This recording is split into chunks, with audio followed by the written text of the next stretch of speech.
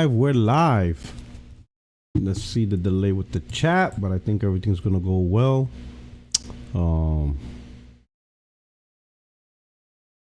Shout out to the chat already up in here. What's going on, my friends, my family, my fellow gamers? We are here back with another episode. I think it's two. Is this supposed to be what episode? I think this is 292. Yep, 292 of the 60 Frames No Lag podcast. Proposals like the new thumbnail is hilarious. Yo, your summer's out, boys. Hot boy summer. That's how we do. You like the new hot boy summer thumbnail? It's the hot boy summer thumbnail, man. Hey, what's going on, everybody? That's how we do for the summer. That's 60 Frames No Lag. And you see Craig pimping. He's the one with the honeys. What's going on? Craig's somewhere in the background. I don't know why image he's putting. He's putting some AI art. I see like New York Giants. Is that the New York Giants in at the table? Like on the bottom? Craig, you there? Oh, I think he went to get a snack. His blood sugar level's low.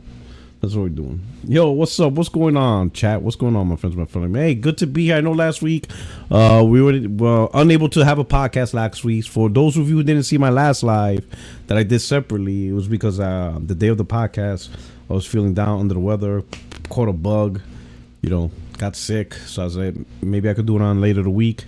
I was like, nah. It wasn't until I did that live on Sunday that I was feeling a lot better and stuff like that. But hey, we back today. I was gonna do originally, I postponed this for tomorrow, but then my schedule got switched up, so I was able to have it back on track. So I'm glad you're here. Appreciate it. If you could, share this out, hit the like button. You know what to do. Got a poll up, talking about that stuff. We'll see if who else shows up in the crew. Hopefully we'll get Extreme up in here.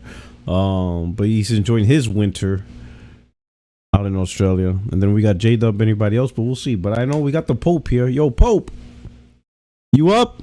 Craig, you back? No, he's probably still in the bathroom.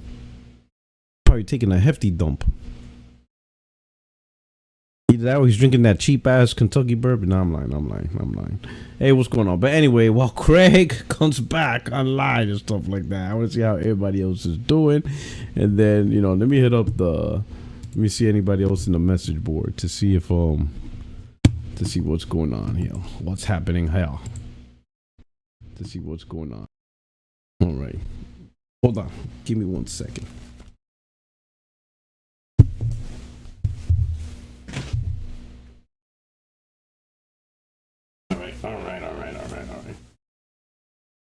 All right. Here we go. Well, Craig out here BSing. I'm out here. Yo, the show must go on. We gotta keep the show going. Here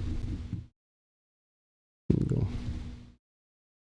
All right. Oh, J-Dub's jumping in. It's all right. So he'll be here soon. We'll get the menace. The antagonizer. He's going to be jumping in. All right, cool. He'll be up in a few minutes. But anyway, glad to have this here. So we're going to cover 3 topics, maybe 4, right? First one, we're going to look at, should Sony rethink its GaaS strategy, right? This in particular after seeing, not the debut of Conco, but how Conco so far is doing with his beta. Not doing too good. Hardly anyone's playing it. And this is a free beta. How many people are actually going to drop 40 when they're not even trying to play it for free? So that's going to be an interesting combo, right? We're going to talk about console still required. College, a new EA dropped their new college sports game. And Microsoft's about to drop Modern Warfare 3 on Gamepass. Here's the problem. There's not going to be no cloud version. So all those trying to play on their Amazon 4K, sorry, can't play Call of Duty. So once again, console required. And then we'll touch on Ubisoft. For whatever reason, they released a press statement apologizing specifically pertaining to having a black samurai, particularly addressing the Japanese audience. I'll be honest, I think it was more non-Japanese people that had an issue with it than actual Japanese people. That's just my perception, because all the hysteria that I seen, at least from Twitter, was coming from people not even from Japan. You even had dudes pretending to be Japanese, right? I personally caught one dude. He's typing all this Japanese stuff, and he's saying that his family's disappointed. So of course, you know how I do. Gotta go into the archives. I gotta be like, all right, let me sniff this bullshit out. And historically, when you look at his past stuff, he never mentions Japanese, whatever, nothing. Never spoke Japanese ever until this, right? I like, get them. He's one of that's a weird phenomenon and stuff like that. Hey, Craig. You hear it? You notice this weird phenomenon of people on Twitter pretending to be a certain race or gender to try to justify their own personal view? Oh, yeah, it's been going on for about 4 years. It really picked up during the pandemic, but yeah, I just thought everybody knew that's what was going on. What the fuck? But like, what mental disorder do you have to have? What issue do you have to have that you have to pretend to be somebody on the internet to express a point when it's like, the fuck? Like multiple people got caught out there, because they create these accounts, right? But then they forget to switch to their burner account. I think most recently, another conservative, influencer or whatever, didn't log on to his black female account. Oh, okay. And he's like, I'm a black female lesbian, and because of this, I don't like Kamala Harris. But he's talking on his actual conservative account. And everybody's like, what the fuck? This shit is insane. Like, oh my God. This shit's absolutely wild. Because I'm I'm a big Star Wars fan, so it's over here relentlessly. But you still have grown men thinking that Star Wars is for them. And George Lucas has said that Star Wars has always been for kids. The original story of Star Wars is a boy, a girl, and a galaxy, not a grown woman and a grown man. And it's about a father-son thing, but they're just looking at things like, well, everything was built on what they spent, so they still think they should have a say, and it's kind of like, no, not anymore. So, but yeah, I don't. I agree. There's just a bunch of people masquerading. Yeah, most of the commentary that I saw did not come from the Japanese, because the Japanese already know who he was. Like, they already know. So it was the people over here, and they were like, they were mad that they had to play as was it Bayek and his wife in Assassin's Creed Origin, and like I said, they got mad when in Assassin's Creed Odyssey, when the girl who did her voice acting, I think she was nominated for an acting award, not the guy who played the guy. And I'm like, well, the game flows better. It flows better if you use the female. The conversations just make more sense. So, but yeah, I mean, it's not everybody. I mean, it's a minority. It's a small. And the internet does what it's supposed to do, which is make 10 men feel like 100. Okay. And it's an old Hindu saying. So yeah, that's what it's supposed to do. Magnify people's voices, and this is it being negative. There are people mad that LeBron James chose to be the flag bearer at the Olympics. So I mean, again, it makes no sense to me. But there's, I mean, there are people who are upset at Trump's VP pick because he has a brown wife. I mean, they're mad. They're actually really mad. Oh, how could he pick this? So it's silly, but that's what it's about. It's a group of men who have been the center of everything, now not being the center of everything, and then saying, I'm being forced to do something. That's what always has burnt my ass, is that you're not being forced. You don't want to play Assassin's Creed, you don't have to play it. Like, there's nothing making you go play Assassin's Creed. Just skip this Assassin's Creed. It's a merchandise product. Yeah, it's merchandise. So you don't have to buy it. But yeah, I mean, it's like, well, we're being forced, and it's like, well, I don't know where you came up with that, but okay. I mean, you're a consumer. Make the choice to buy the product or not. That's the way I look at it. That's it. In fact, since we're on the topic, we might as well just start it off with this. So let me read the message Ubisoft. Oh. So this is from Ubisoft, the Assassin's Creed Shadows team. To our esteemed Japanese community, a message from the Assassin's Creed Shadows development team.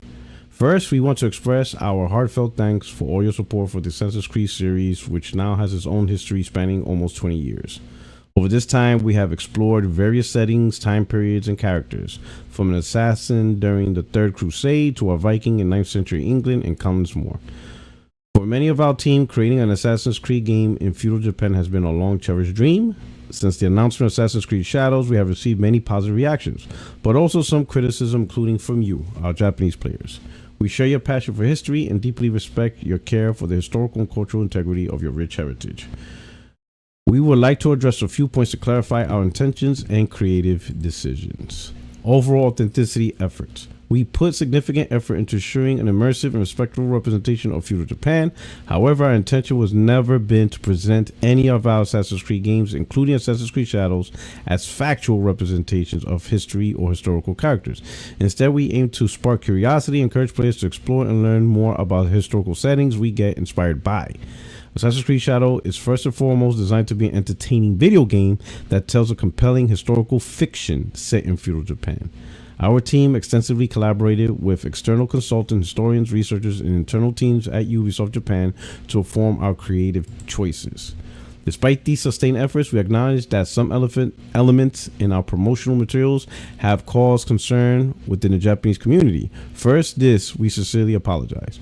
All game footage presented so far is in development, and the game will keep evolving until launch. Based on the constructive criticism we have received, we will continue our efforts until we put this game into your hands and beyond. We also want to clarify that while we have been consulting with many people throughout the development process, they are in no way responsible for the decisions that are taken by the creative teams in the interest of gameplay and entertainment. Consequently, we respectfully request that any criticism not be directed at our collaborators, both internal and external. Creative liberties and historical inspirations. While we strive for authenticity in everything that we do, Assassin's Creed games are works of fiction inspired by real historical events and figures. From its inception, the series have taken creative license and incorporated fantasy elements to craft engaging immersive experience. The representation of Yasuke in our game is an illustration of this. His unique and mysterious life made him an ideal candidate to tell an Assassin's Creed story with the setting of feudal Japan as a backdrop. While Yasuke is depicted as a samurai in Assassin's Creed Shadows, we acknowledge that this is a matter of debate and discussion.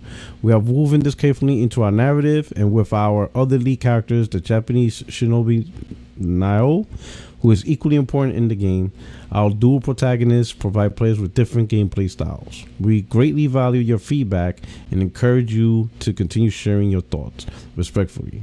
While we understand that meeting everyone's expectation is very difficult, we sincerely hope that when Assassin's Creed Shadows launch on November 15th, players in Japan and around the world will appreciate the dedication, effort, passion we have poured into it. The Assassin's Creed Shadows development team. Yeah, I agree. I mean, it's fiction. It's been fiction from the beginning. Yes. I mean, if you go back to the original Assassin's Creed, when you unlock the ending, it shows Adam and Eve running. Yes. Well, they're black. They're black. It's obvious. I mean, they are not white. So, and she does call him Adam. For what it's worth, she calls him Adam. So it is just it's taken they're the progenitor race that they're talking about. You know, there was a smart progenitor race on Earth, and something happened. Blah blah blah blah. That's the now the actual creed, the actual group of assassins, that is based on a real story. That really did happen. Now, they didn't dress like they dress, but they were killing people in broad daylight. That's true. I mean, that's all been traced back. But the characters, I like the character because they're, like you said, it was mystery. He's a historic figure. But then they were saying, okay, well, maybe because there's not a whole lot out there about him because he was part of this mysterious group, And it is a work of fiction. That's literally. I don't know why they have to come out and say this ain't real. So it's like with 8 Mile. There were parts of 8 Mile that were real, that really happened to Marshall Mathers, but the story of 8 Mile is not his life story. There are things in there that were real. That's true, but not not like when he was writing, when he was writing lyrics on the paper and he ran out of paper, he ran out of room to write. That actually did happen, but I believe he said it happened when he was on his way out to California on a bus to meet Dr. Dre. So again, was he trying to write something and run out of room? Yes, that was real. It just didn't happen at that time. So to me, it's silly, but I know what it's about. I'm going to play Assassin's Creed. I haven't even played Mirage yet. I think I played Mirage maybe for 2 hours. I decided, well, let me play Final Fantasy, and that's what I started doing. So, yeah, and then I got Crisis Core, and that's not nearly as fun. It's just, but yeah, it's sad that they have to come out and say it's a work of fiction. You know, to me, that's just sad. But nevertheless, they did it. Yeah, so I think overall, in a nice way, Ubisoft is saying this is how the game's coming out. Yep. But it's fake. So like like in a way it does read like the fact that they have to reiterate that they're just using historical events to create a fictionist story, and they always done that, right? Like dudes are not jumping off 10,000 feet and landing in a stack of hay and surviving. Like no one's doing that. Like no one can do that. Like the back would be broken from the first one, right? It's all fake. It's all historical and stuff like that, right?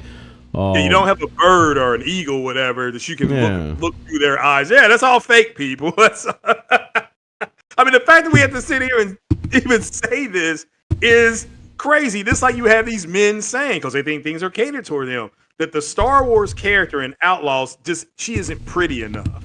You know, she's just she's to me. Why are you looking at her like that? She's fake, a real person. just play the game. You know, enjoy the game. But you know, it's silly. You know, at this point.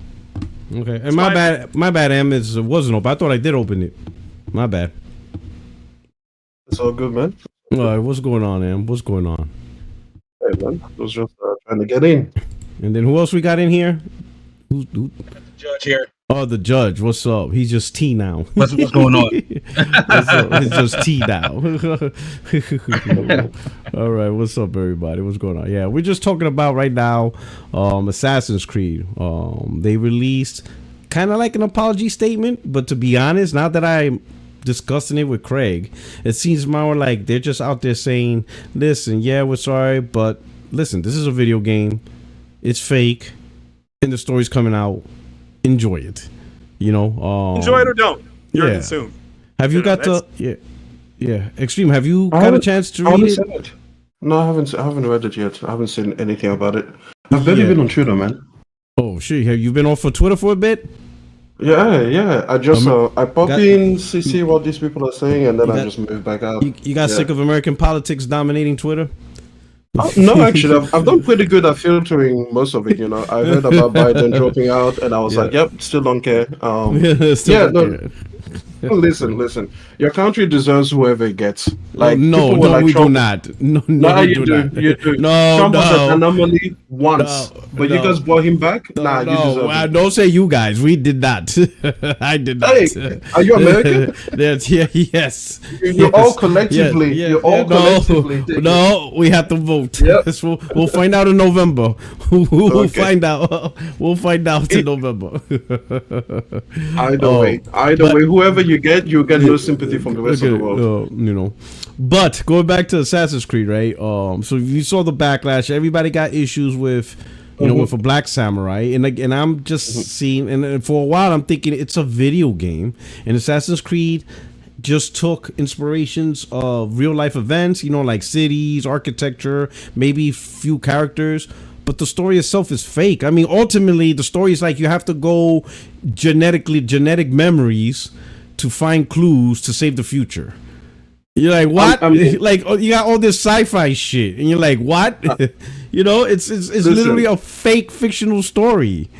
Wait, Porto, I normally agree with you. However, are you telling me that Ezio did not meet Leonardo da Vinci? I don't think he did. I don't think that was one of my favorite.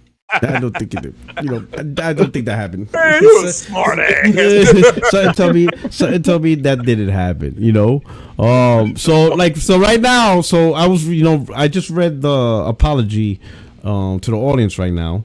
But now that I look at it, it just seems like, Ubisoft is trying to reiterate and just pretty much in a nice way, in an apologetic way. It's like you ever talk to somebody in an apologetic way, but in a way you're trying to tell them like you're an idiot because it's really Like all about this. people Yeah, like customers. Yeah, that's a perfect example. You're trying to be apologetic for them not seeing the things they're supposed to see correctly. So it's like Assassin's Creed is like, hey, we're really sorry that you're stupid and you don't realize that this is a work of fiction.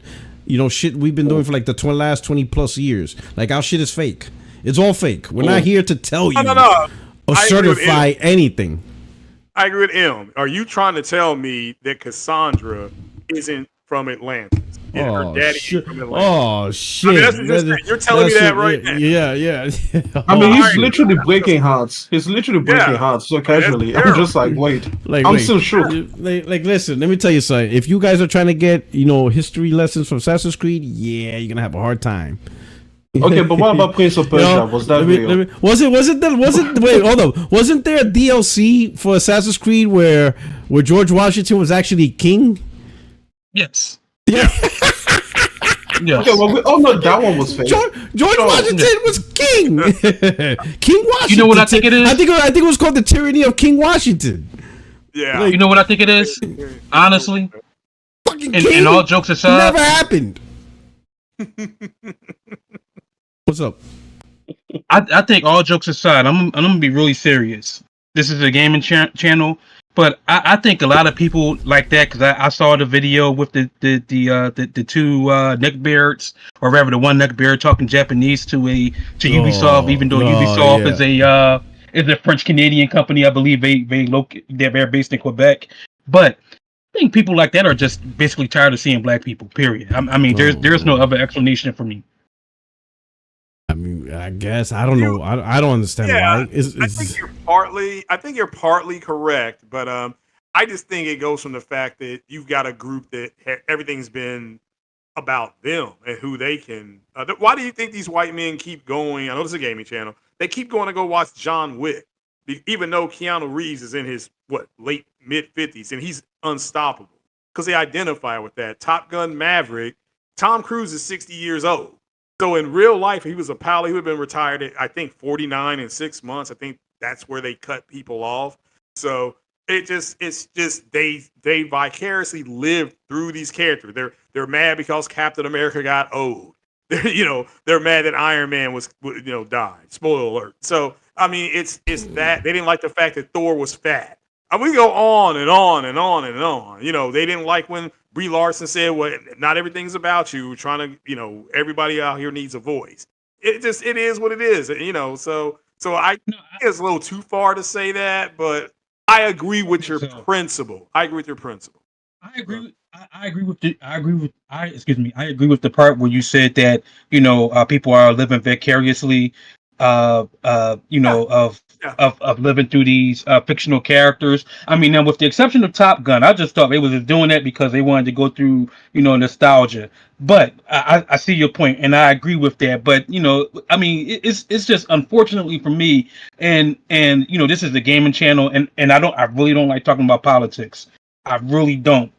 Or making things that should not be about politics become political. But when I start seeing, acronyms, like DEI and a couple of years before that, CRT, and then of course with the whole thug thing, about a decade ago. I mean, to me, that was just all euphemisms for, to talk derogatory, pejoratively, about black people. So to me, it just comes down to it. Hey, man, people are just tired of black people, some more so than others.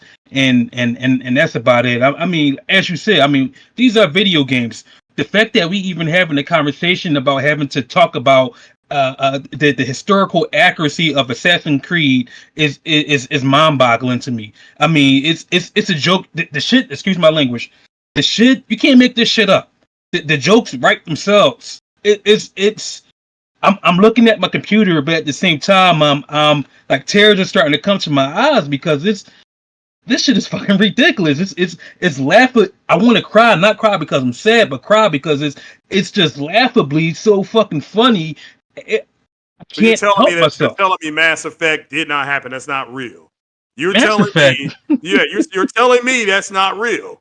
So I mean, that's what you're saying. That's not real. That's all made up and it's all work of fiction. And there's no. You're telling me there's no such thing as the Reaper. And there's no. That's what you're saying to me. You know how that breaks my heart. I mean, that Hey, you guys might vote in the Reaper. Don't worry. And the crazy part, and this is and here's the most ironic part to me, at least for myself. I play video games so that I can escape from reality. You know, the time or to relax my mind, like to do something mindless for a bit. Well, not all the time, but just to just take my mind off of reality, because reality. Not to say that reality sucks or that I'm an escapist, but at the same time, it's like like I can't real life be lifing all the time. It's like damn, I just want to relax, put on the game, blow some shit up, then go back to my family, and that's it. But saying Marcus Phoenix isn't real. You're telling me Marcus Phoenix is not real. Marcus Phoenix. All right. I mean, you had me at Assassin's Creed. Craig, there is no Italian plumber saving a princess from a fire-breathing reptile. Okay. Are you serious? Yeah. Are you serious? That never happened. I mean, that's terrible. And you're telling me Zelda's not real. So I mean, that's okay. Now that's that. At that point, I just I can't. Sorry. But just to speak to what George was saying there, listen, I don't even like the fact that they put out this statement, apology, whatever, because it is again catering to the melanin intolerant people in the world. Like, you're catering to them, okay?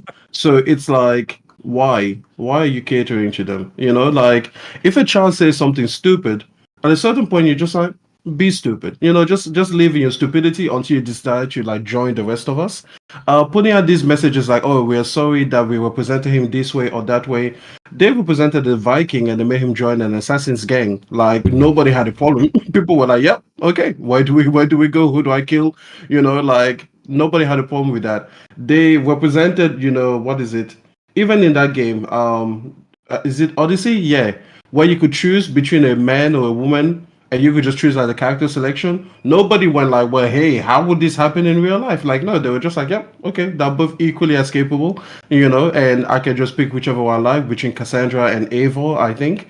And yeah, it was no problem. So it's like, look, white fragility is becoming an issue that people have to stop catering to. Because when black people have been complaining for years, when Asians have been complaining for decades, when other minority groups have been complaining, we get to ignore them. So you know what? I would like to ignore white fragility as well. That's fine. Let them be mad. But, like I said, this is from a French company. So to be honest, I'm surprised that they are handling this well. We're not going to bring that up again. Well, French, those are your favorite people. Oh, my favorite people. As far as representing black people, I trust the French. Okay. I mean, it's just weird, but it does sound like the statement is trying to clarify. Well, not even clarify, but remind people the game is fake. It just tells exaggerated stories. Because think about it, regardless of the culture they touch on, they all are in the game of Assassin's Creed, regardless of the culture, whether it's the Viking culture, hell, the American Revolution, pirates, now feudal Japan, they all have one thing in common. They're fighting this war against the Templars. The Templars really have that much influence across time and space on every single region of the world. Are you kidding me? You see what I'm saying? That alone tells you this is all ridiculous, just made up stories. And if you look at it, the Templars are anti-Christian. The Templars are what you would call the modern day, they would be modern day Muslims. Because look at their names. The very first assassin you saw had a name that you can't even. I still can't pronounce that guy's name. Templar. Yeah. I'm not sure. Yeah, they would be. They would be. I'm gonna let y'all know. I'm not a history buff on that one, so. Well, go back and look at it because they're fighting. Craig's on his own with that one. Who are they fighting? The Crusaders. Christian Crusaders. Wait. Isn't the first assassin technically Basim because he created the organization? That's Assassin's Creed Origins. Yeah. Oh yeah, that's right. In Egypt. Yeah. Yeah. Listen, You can pronounce Basim. Yeah, I can't pronounce Basim. I'm talking about the very first game. Listen, Alta, yeah. Anybody in the chat or watching this video, do not come out and be like, "Oh, how come Puerto Rock's not checking them?" I don't know this history. I have no idea. So I'm talking about the game. I'm talking about the history on that game. I'm gonna have to pull up Google on this one. I don't know. I don't know. I can't help you out with this one. Yeah, it's based on the game. I can't even think of the guy's first name in the first Assassin's Creed. I never learned how to pronounce the game. Altair was the first Assassin's Creed. But that's a short version that's of his not name. the original. Right. Oh, you mean the full name? Yeah, he's got the full name. And and like I told Puerto Rock at the end of that game, that if you unlock the cutscene, it shows your progenitor race, and they ain't white; they're black.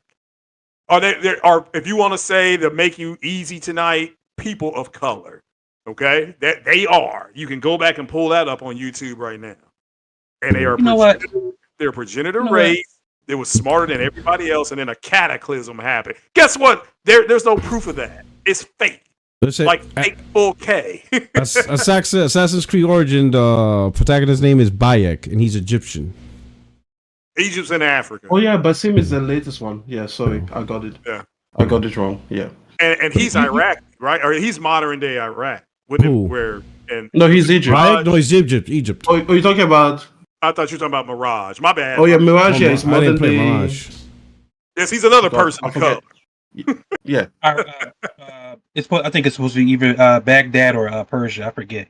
Yeah, Persia, something like that, or Baghdad. Yeah, but like I said, they want to make themselves feel better. People of color. Yeah. I mean, again, I just don't get it anymore. But I agree. I'm just tired of it. It's fiction. The artists are taking liberties. They say it at the beginning of all Assassin's Creed. This is a work of fiction. It was made by a diverse group of people. Just somebody turn on Assassin's Creed Mirage. I'm gonna say Mirage. And then go ahead and check that out. I mean, again, it's just like Puerto Rock. I think, like you said, the people complaining were fake Japanese people, not even turning off their burner accounts. It's gonna be interesting. Yeah, it's gonna be interesting to see when the game release. I'm gonna be, checking out the actual Japanese sales to see, if there was any actual backlash from the region, right? Because if the game ends up being like the number one seller in the region, right, then you're like, okay, it's kind of like Harry Potter, Hogwarts scenario. Yeah, all this backlash, but then once the game comes out, it's like a top seller, and they're all buying it. So obviously, America and Western, Europe, whatever, will do well decently, because Assassin's Creed generally does well, right? But if there was true backlash within Japan, you're gonna see it within the sales. Like if the game completely bombs, then you'll know, okay, Japanese people really did have a problem. But if that comes out, sold 500,000 copies, number one, because this comes out in November. And it's like the number one seller or number two, then you're like, okay, Japanese people are spoken. They spoke with their wallet and stuff. So it'd just be interesting. But I think we all seen, and maybe because of our algorithm, but more often than not, it wasn't. I didn't see a lot of Japanese content in terms of going against this game. It mostly came from the Western audience or people from the Western audience pretending to be Japanese. Right. See, that's what made it really hilarious. People faking. Japanese. They go to Google Translator. The shit is hilarious. The effort that you're going through. This shit and making up stories. Oh my god, this shit's funny. Now, some of those people who put down stuff, it's Korean. Like, wait a minute, it's not even Japanese. This is Korean. What are you talking about? Oh yeah, they put the wrong language. Yeah, they put the wrong language up there. They put. I saw that one Twitter thread. The guy typed it in Korean, and he goes, "As a Japanese, me and my family are highly disappointed." Somebody replied back, "You might want to use the actual Japanese language instead of Korean, brother." Like I said, you might want to actually type in Japanese vice Korean, brother. Just. I saw that. I started laughing. I'm like, this is ridiculous. Oh shit! That dude replies like, yeah, you might want to, actually write in Japanese if you're gonna make these claims and not in Korean. Oh shit! What's truly sad is that these are the limits that people will go to justify racism. Like that's it. That's the actual sad thing there. Yeah. That's what's insane. I don't know. I just don't know what's running in their head. Like, do you think this is actually going to do something? All it is, you might attract other idiots like you, and now you're just being followed by idiots. Like, that's not the place you want to be. you don't want to be in a room full of idiots. Like it's just crazy, man. All right, we'll see. We'll see. We'll see how the game goes. I still have to catch up to a couple of Assassin's Creed games because there's just so many.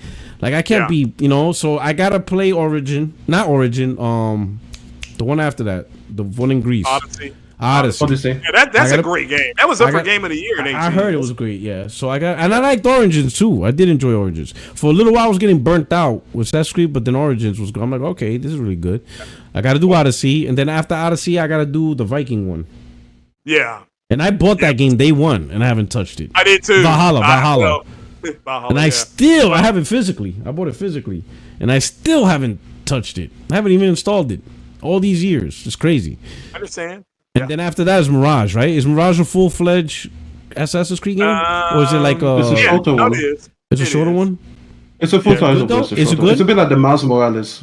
Okay. I don't play the new... you don't play it? I don't play the new Assassin's Creed style. I don't like it. Okay. Assassin's Creed wasn't meant to be an RPG fight openly thing.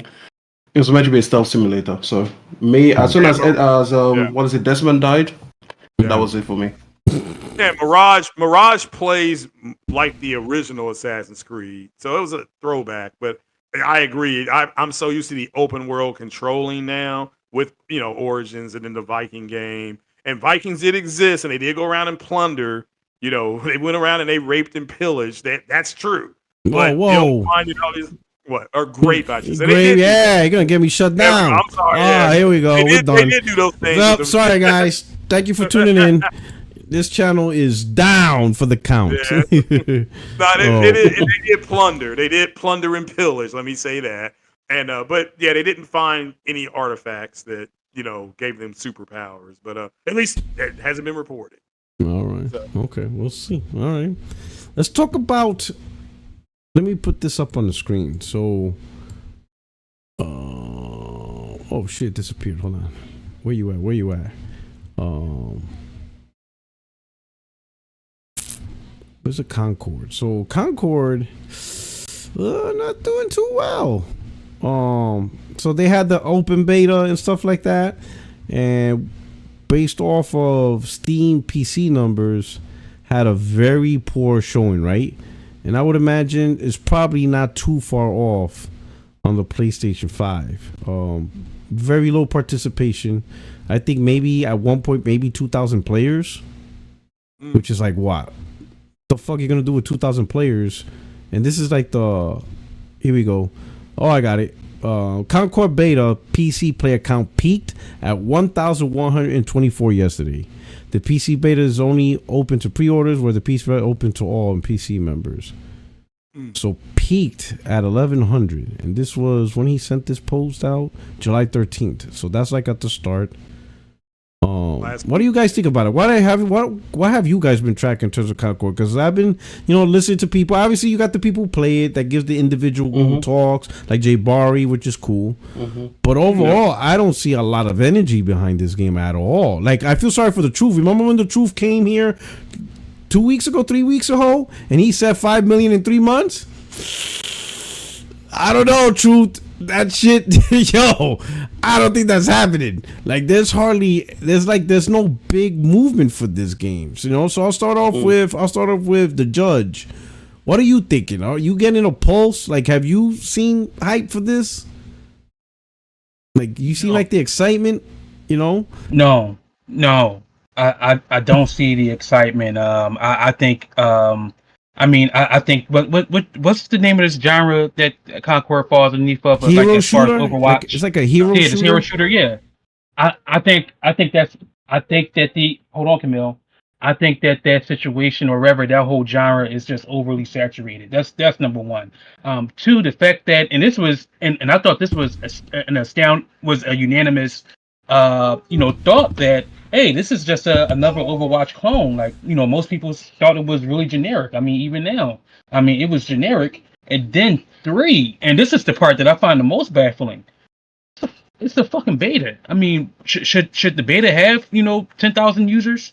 Testing it out. I mean, why? I'm just trying to figure out, why is this news? Why is it news that a lot of people, that the concurrent testing or users for a beta is below 1,000 or at 1,000. To me, it don't make any sense. It's a fucking beta. I mean, do we buy beta? Well, never mind. I shouldn't ask that question because I already know the answer to that question.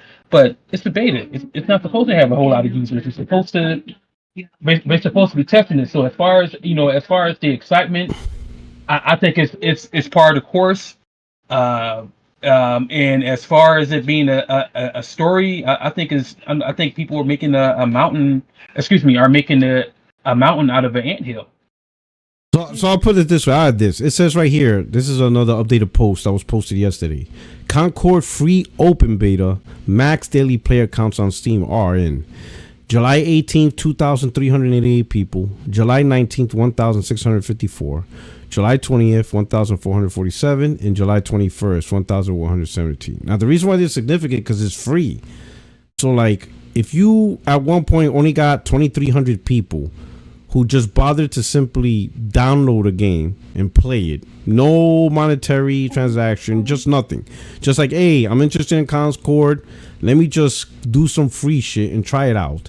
Then what are the odds you're going to get 500,000 people to drop $40 when they wouldn't even spend, the time and energy to do something that's absolutely free? Like, you get to play the game for free. Like, it's free. You literally, like, if you really want to play Concord, here's the opportunity to do it at no cost. All you have to do is just take the time to download it, install it, and play it. And if you're not willing to even attempt that, then what are the odds that same person is going to be like, yeah, let me drop 40 to now install and play a game that I had the opportunity to play absolutely for free when the opportunity was given to me? And I think that's the logic, right? Because it's not a free to play, So when this game launches, if you want to play it, you got to play $40. You got to drop $40. Well, if you weren't willing to do it for free, then what makes it think that the person is going to do it for $40? Now there might be a few people, right? But these numbers are so low. Like, these numbers are insignificant. 2,000 people, that's nothing. Like, that's absolutely atrocious. There's no way, usually it's the opposite, right? Where in the beta you'll have like 200,000-300,000 people participate, but then a certain percentage drops off and don't actually buy the game, right? But when you already start off with like only 2,000 people, you think when the game launches, whenever the game launches, hey chat, when does the game launch? Is it like this? Is it next month or something like that, or September? When the game launches, you're gonna have 500,000 people waiting and stuff like that, But why do they need though? Why do they need 500,000? Well, whatever. This is what my the thing. number? No, whatever. But my thing is, I'll say this. like, I doubt 2,000 is enough to justify this game's existence. It's just, I doubt 2,000. I mean, that will keep it depends. alive. That depends on how Sony is willing to handle a thing that doesn't come out, kind of like hot, right? Like, I feel like Helldivers skewed people's like complete understanding of how these games were supposed to go. If you remember when they first came out with this idea of 12 live service games, everybody said, yeah, 9 of these things are going to fail. So let this one be a failure. Like, people have like this, I don't know, it's weird. Like, they have this kind of like yo-yo energy. They just go from one side, they're hot and cold at the same time, Like, okay, Concord is probably not going to come out and be anything significant. Fine. Let it fester, let it fail, let it flop, let it be whatever it is, right? It could just be a learned experience for the studio. They could come out with the next idea and that is better because they learned some lessons, whatever it is, right? Let's just say that it's a complete failure. Isn't that what we expected? Isn't that exactly what we say was going to happen? But no, instead, Helldivers 2 happened, and that thing sold like 12 million before anyone could sneeze. So now everybody is now being like, okay, well, that's our standard now. It's not your standard. It isn't. Because you have a lot of single-player games. Like I see your poll, right? And I think your poll is asking whether Sony should rethink the GaaS strategy. Why? Did they rethink the single-player strategy when a single-player game doesn't sell gangbusters? No, they shouldn't rethink it. They should learn from it, and then they should reapply it so that we get better and better games. And people want multiplayer games. They want multiplayer games from Sony. Let them fail. Like, I don't know, where is this aversion to failure coming from when we already predicted failure? Right, they've got 6 more games coming. The Last of Us was taken out, so maybe 5. Maybe they took another one, maybe 4. Out of all of those 4, do we expect more than just one in Helldivers 2 to be a massive success? No. We expected, if you got 4 games coming, 1 will be successful. Okay, cool, you got lucky. 1, 2 probably will be complete failures. And then 1 will be middling. It'll be like Gran Turismo. It's got its own niche audience. It's successful at what it does, but then it doesn't go anywhere beyond that. I don't understand what the issue is. I'm gonna come back to that. But it's 2 points before you start, Craig. I'm gonna say 2 points. The first point is to Porter Rock's point as far as it being free, and I'm gonna make this comparison. Rock, I know you originally from Brooklyn. I'm originally from Philadelphia. I remember free lunch. There wasn't a lot of people getting free lunch. So just because something is just because something is free, to me, just because something is free doesn't necessarily mean that it's a lot of people going to be flocking to it. And then secondly, to M's point, as far as Helldivers, I think the reason why Helldivers is doing so well, or rather that it is rather the exception as opposed to the rule, and what actually separates it from Concord and the last one that Sony did that fell, not Paladins. I forget the name of the one that Cliffy B did back in 2016, 2017. Drawn to death? Yes, drawn to death. The reason why... Well, not Cliffy B. Cliffy B. The Lawbreakers. Cliffy B. The Lawbreakers. Lawbreakers. There we go. Lawbreakers. Lawbreakers. Good point.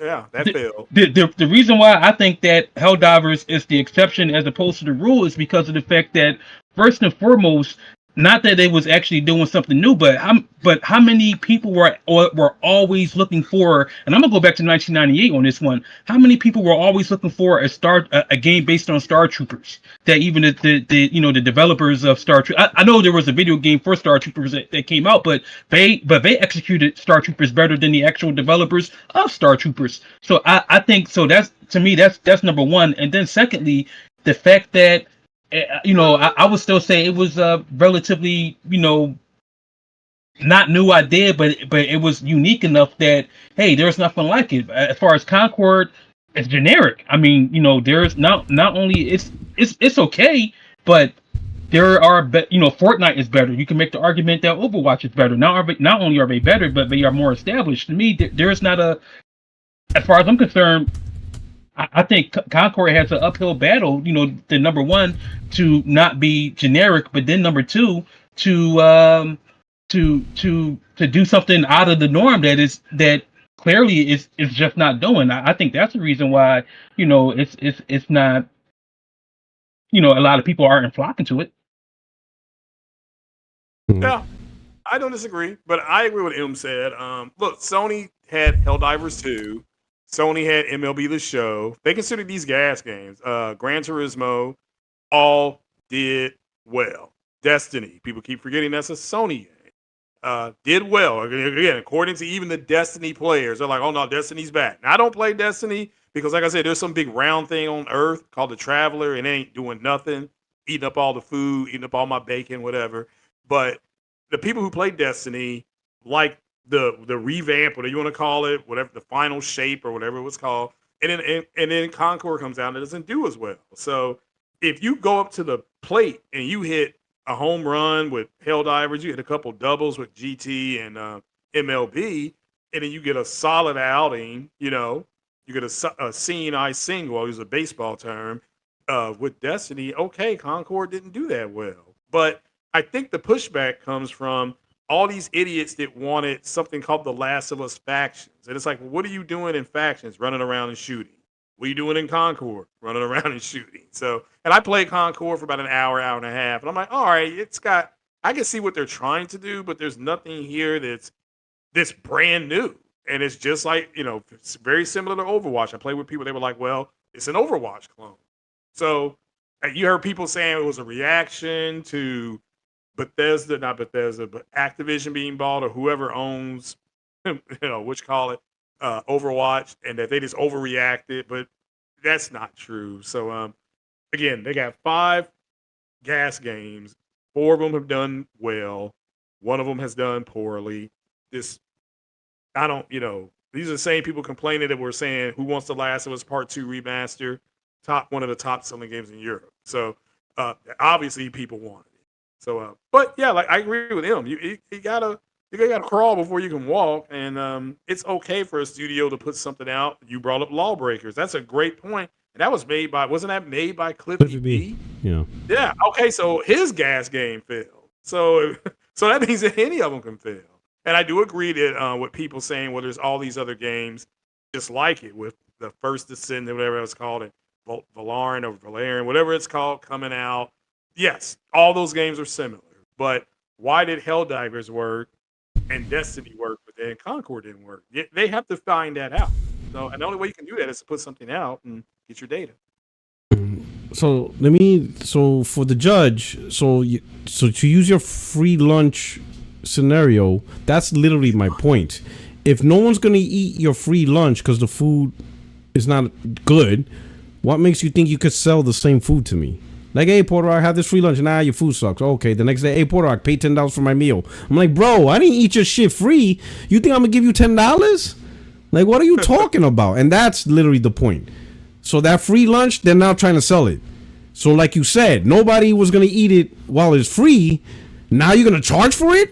Like, no. Like, bro, if anything, you need to give me $10 if you want me to eat that trash, right? You wanted me to eat that trash, you need to pay me for compensation and make sure you give me healthcare coverage. And I think that's the point I'm trying to make. You couldn't get people to eat your food for free. Now you want to sell it for $10, $40. Yeah, good luck with that one, right?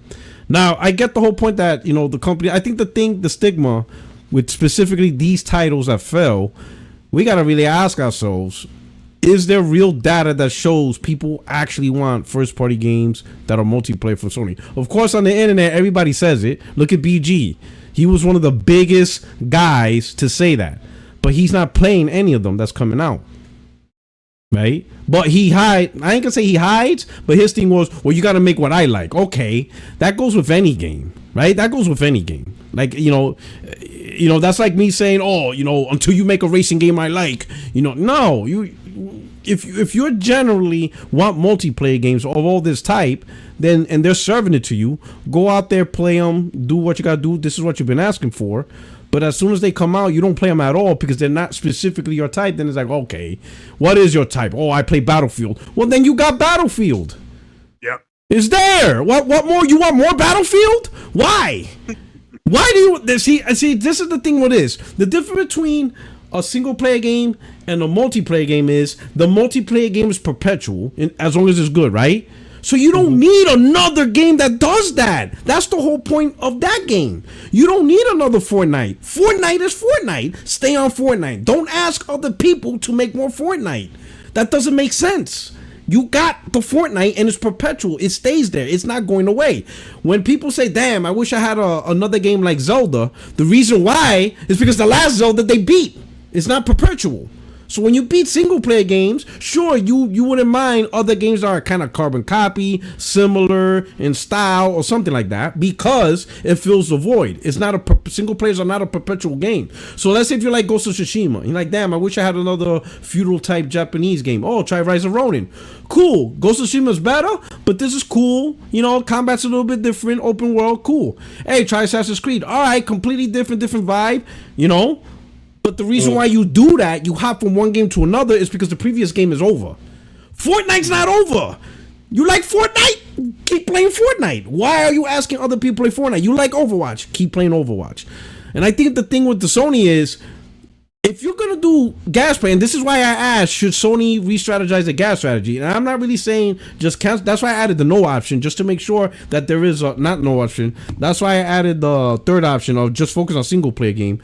Because when I say re-strategize the GaaS games, why not focus on shit that is either unique to PlayStation, right, or completely different? And I think that's what made Helldivers successful, because there's really no other game like Helldivers that are out there. Like, you can't say, this is a Fortnite clone. It is not. This is not an Overwatch clone. This is not even a Call of Duty clone. Like, there's literally nothing. In fact, like, I think Craig said it best. It's a Stormtrooper game that's better than the actual Stormtrooper game, because even the Stormtrooper game, the one that they have, is not, Stormtrooper is more like a fort. You said it. Okay, Judge. Yeah, thank you. You said it, right? Because the actual Stormtrooper game, right, is an actual, like, a base building defense game. It's not this distraction, go in, do some missions. It's not that. It's a completely different game, even though it's actually licensed by the movie. But it sucks.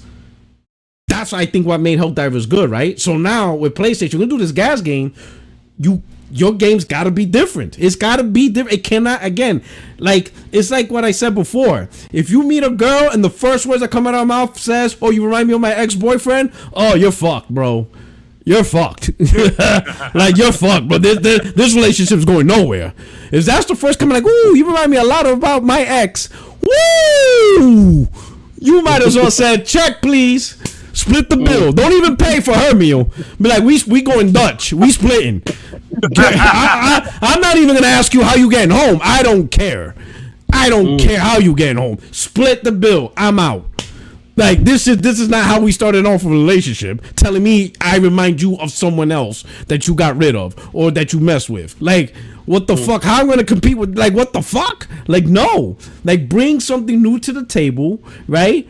That's completely different, because if you keep making games that have similar style or even some type of similar aesthetic, all right, or you have to really deep dive and explain to people, well, it looks the same, but it's really not. Maybe give you a 25-minute presentation on why it's not the same. You lost people, right? And that's where I think they really, and I get the whole, you gotta trip, to ride a bike, you're gonna fall, scrape your knees. But the way these these guys act like one little thing, oh my God, it's over. Shut everything down. It's over. Everything's over. We haven't seen that yet. That's why I actually think ridiculous. This is great. I think this is great for the fan base. You want to see how Sony behaves when they don't have a success, with multiplayer. Are they just going to give up on it immediately, or are they going to be like Ubisoft and literally stay on it for years until it finds its mark, right? Take a look at Rainbow Six Siege when it first came out, it wasn't a bad place. Ubisoft stuck to it. The other one, what was that medieval one that they had fighting? The samurai versus the Viking. For Honor. No. Wait, what? For Honor. For Honor. Yeah, there we go. Honor. That one. Yeah, that one was even worse than Rainbow Six. What happened to it was terrible.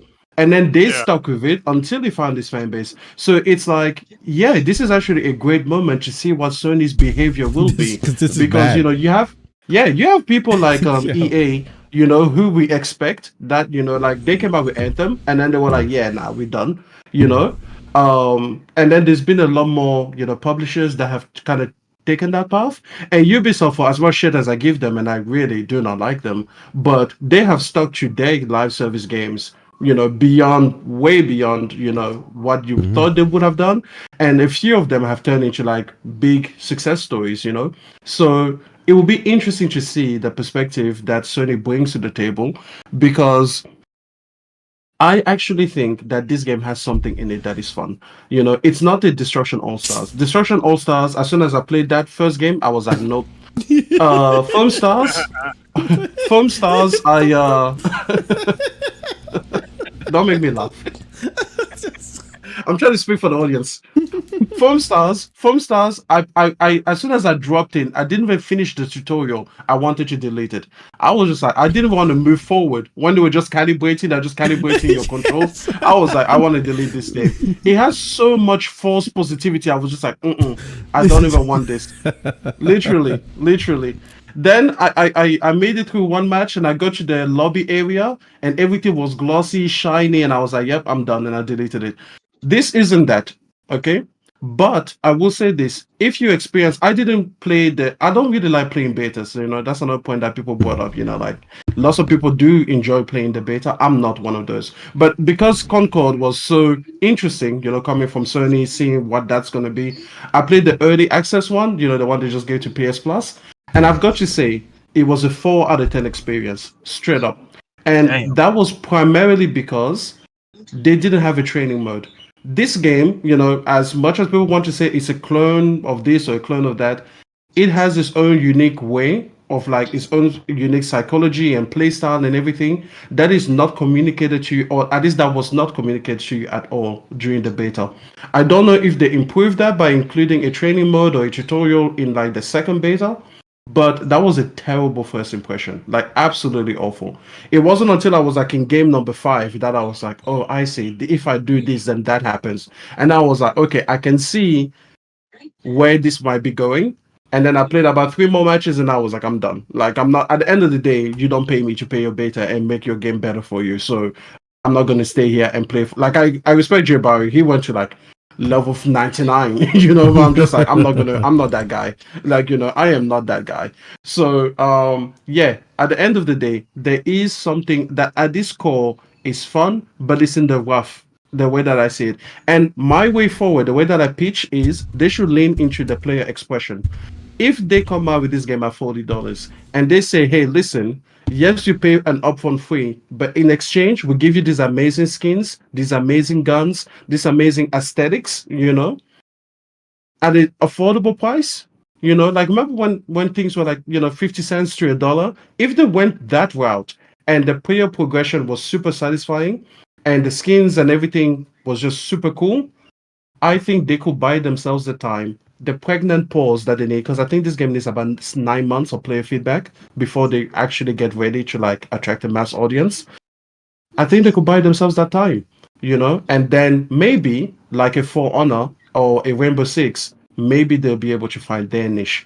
But at the end of the day, I always think this will be a niche game. I don't think it will be, you know, a Helldivers 2, let alone a Fortnite or a Call of Duty or any of these other juggernauts that people like to throw around. Okay. You know, now to one thing I with Craig he mentioned, because he mentioned other games, and while yes, Sony, these games are GaaS games like Gran Turismo, you could actually say that's a GaaS game, right? MLB The Show. It is. It but I think, is. but I think they are. But I think those games are already established franchises, which they found a way to monetize and change the model into a GaaS, right? So, like for example, MLB The Show, that's always been a popular baseball game going back to the PS2. Gran Turismo is one of those staple franchises going all the way back to the first PlayStation, right? Then obviously over the evolution of adding online and stuff like that, you know, cars are technically, you know, aesthetic appeal, so you could always monetize that and stuff. So yeah, so those things, while they're GaaS games, they're not actually a new concept. They're just treasured franchises, popular IPs for the brand that they found a way to evolve. And maybe evolve's a bad word, but you know, to turn it into a GaaS type, you know, environment like Madden, right? Madden is GaaS now, right? But it didn't start out that way. It started out as a single player game, and then went from single player to multiplayer, and then multiplayer. Once they started the whole Madden thing, whatever, it became a GaaS type evolution, right? So I think those things are evolution, but right. But Sony's entering newer territory, trying to be a publisher GaaS. Of course, Destiny, yes, is part of their library, but remember that was originally a Bungie concept that they actually wanted to do with Xbox. You know, Destiny was the game they wanted to make for Xbox. So technically speaking, if Xbox had a little bit more foresight, or if Xbox back then was just simply, you know what, Bungie, you're literally the house that built Xbox. Do what the fuck you want. Here's a blank check. We're not even going to talk to you. Do what you want. Let us know when the game comes out. At least give us the courtesy when you're ready to release, right? If Microsoft was more of that type of publisher where they gave Bungie a blank check, technically, I don't know how, because technically Bungie was the one that really put Xbox on the map. I mean, if Halo was the reason why Xbox had a name, right? You know, it was the key franchise title that actually made Xbox relevant. So how they didn't just simply gave them keys to the Ferrari and say, hey, drive the fuck where you want, and if you crash it, let us know, we'll buy you a new one. Destiny could have been an Xbox exclusive for the Xbox One, period. That would have been synonymous with Xbox, right? So I think that's a Bungie strategy and stuff like that, right?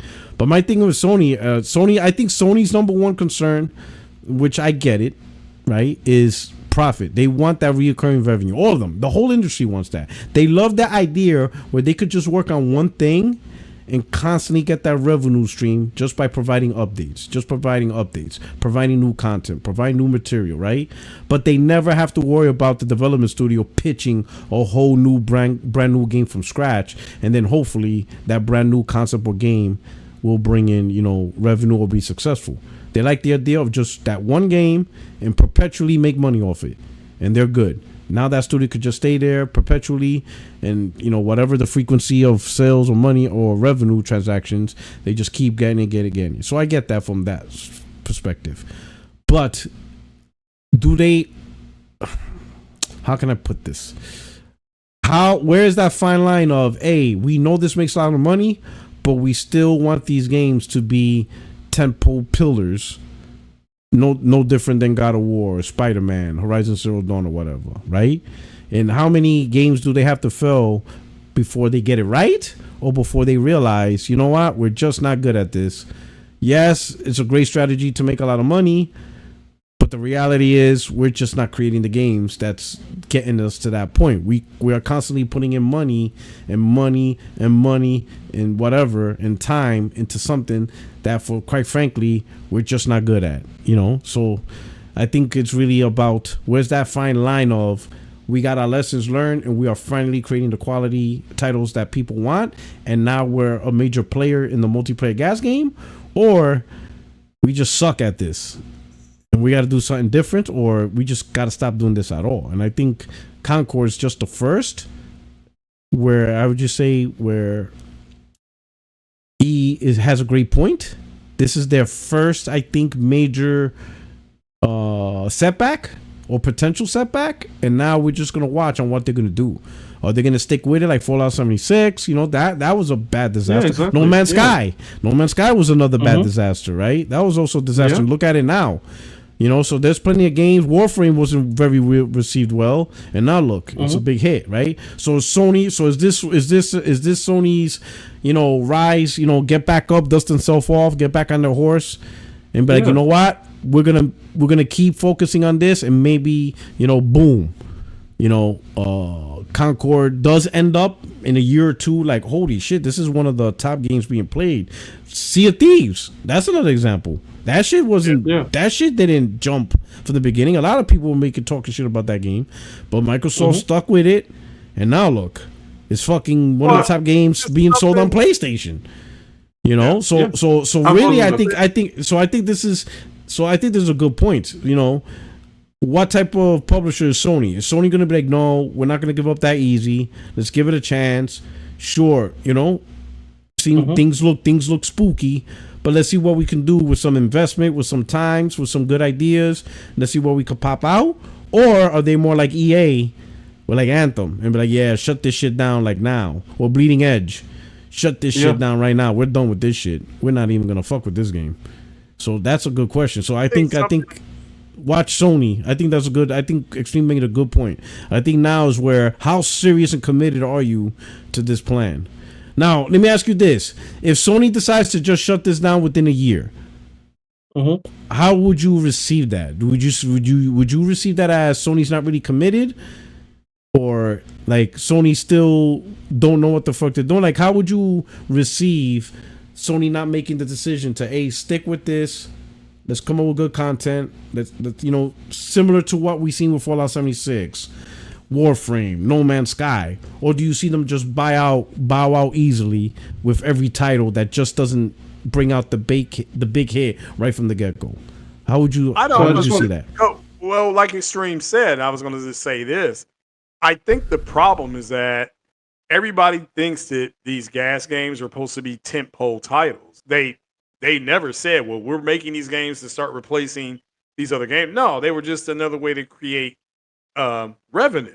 It has worked. Now, did Concord? It looks like Concord's off to a rough start. I agree with your point about Rainbow Six. I forgot the Rainbow Six game. The name of that game, Siege. Yeah. That started out low.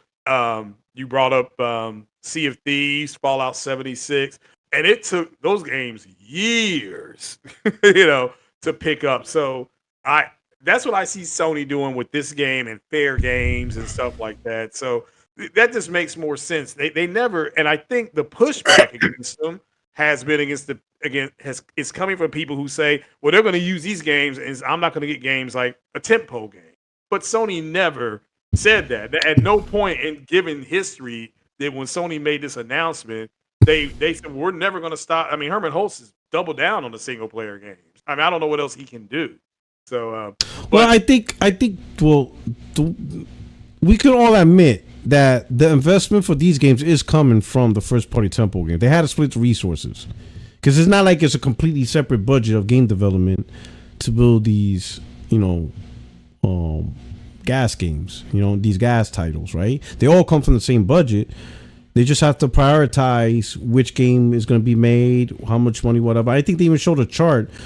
I think at one point, during the PS4 era, the budget was 88% first party, single play games, and like 12%, GaaS, and now they bumped it to like 60% GaaS and 40%. Yeah, 60-40. So the numbers shifted, right? And I think here's the thing, and I know some people, when they looked at the chart, right, people said that 40% in this chart is equivalent to 88% in the old chart because the bar graph aligned. Like they showed the overall revenue grow, so 40% in this revenue growth is no different than 88% back in 2017, right? And I understand what they're trying to say, but the thing is, though, let's say if the money didn't change. Let's say if the budget was, I'm just making up a number, is 500 million for all these games. I'm just making up a number. Maybe that's too much. Maybe I went way too high. But just bear with me, right? Let's say first party single player budget at the time was 500 million. And fast forward 4 or 5 years later, it's still 500 million, right? So now everybody's like, hey, see, Puerto Rock, you're still getting 500 million budget for games, so nothing changed. It's just that now they're making 1.2 billion and 600 million is allocated to GaaS now, right? When back then they were only making 700 million and only 200 million was allocated for GaaS. And I'm like, all right, I get that, right? They made a lot more money, so now they're able to put more into GaaS games without taking away for single player. But the thing is, they did take away from single player games. They did, right? Because over time, guess what happens in game development? It gets more expensive. So the cost of games in 2016, 2017 is not the cost of games in 2025. So right now, right, if you gave me a budget in 2016 to make games, 500 million, and then fast forward 9 years, you still give me 500 million, my games are more expensive. So I'm going to end up making less games. If that's okay with Sony, fine, but I'm not going to be able to create the same amount of games with the same budget, right? So if you want me to make 3 games, right, I need more money. If you're only giving me a $500 budget, I'm going to be like, okay, now I can make you 2 games. I can't make you 3 games with $500 million. Unless you want me to make AA games, I could give you 3 AA games. But if you want me to give you AAA, 3 big AAA games, I now need 750. You gotta give me 750 now, because that's the cost. I have to hire a lot more guys. I hired guys for ray tracing. You're doing all this other shit, right? I need ray tracing experts. I need all these advanced tools. I need a lot more people, better people to do all this stuff. So I need more money. I gotta pay these people. Got all these new tools. Got all these new great equipment. I hired people that know advanced, game development, and they want to be paid. The guys who made games in 2015 who are now making games in 2025, they're better. Well, if your skills is better, guess what you want? You want more money. You don't want 2015 pay, you want 2025 pay, right? All this equipment stuff. So if you're still giving me the same budget of 2015 to make games now and in the future, well, you're not going to get the same amount. I have to drop 1 game. I'll give you 2 AAA games. And so they might be like, cool, you get...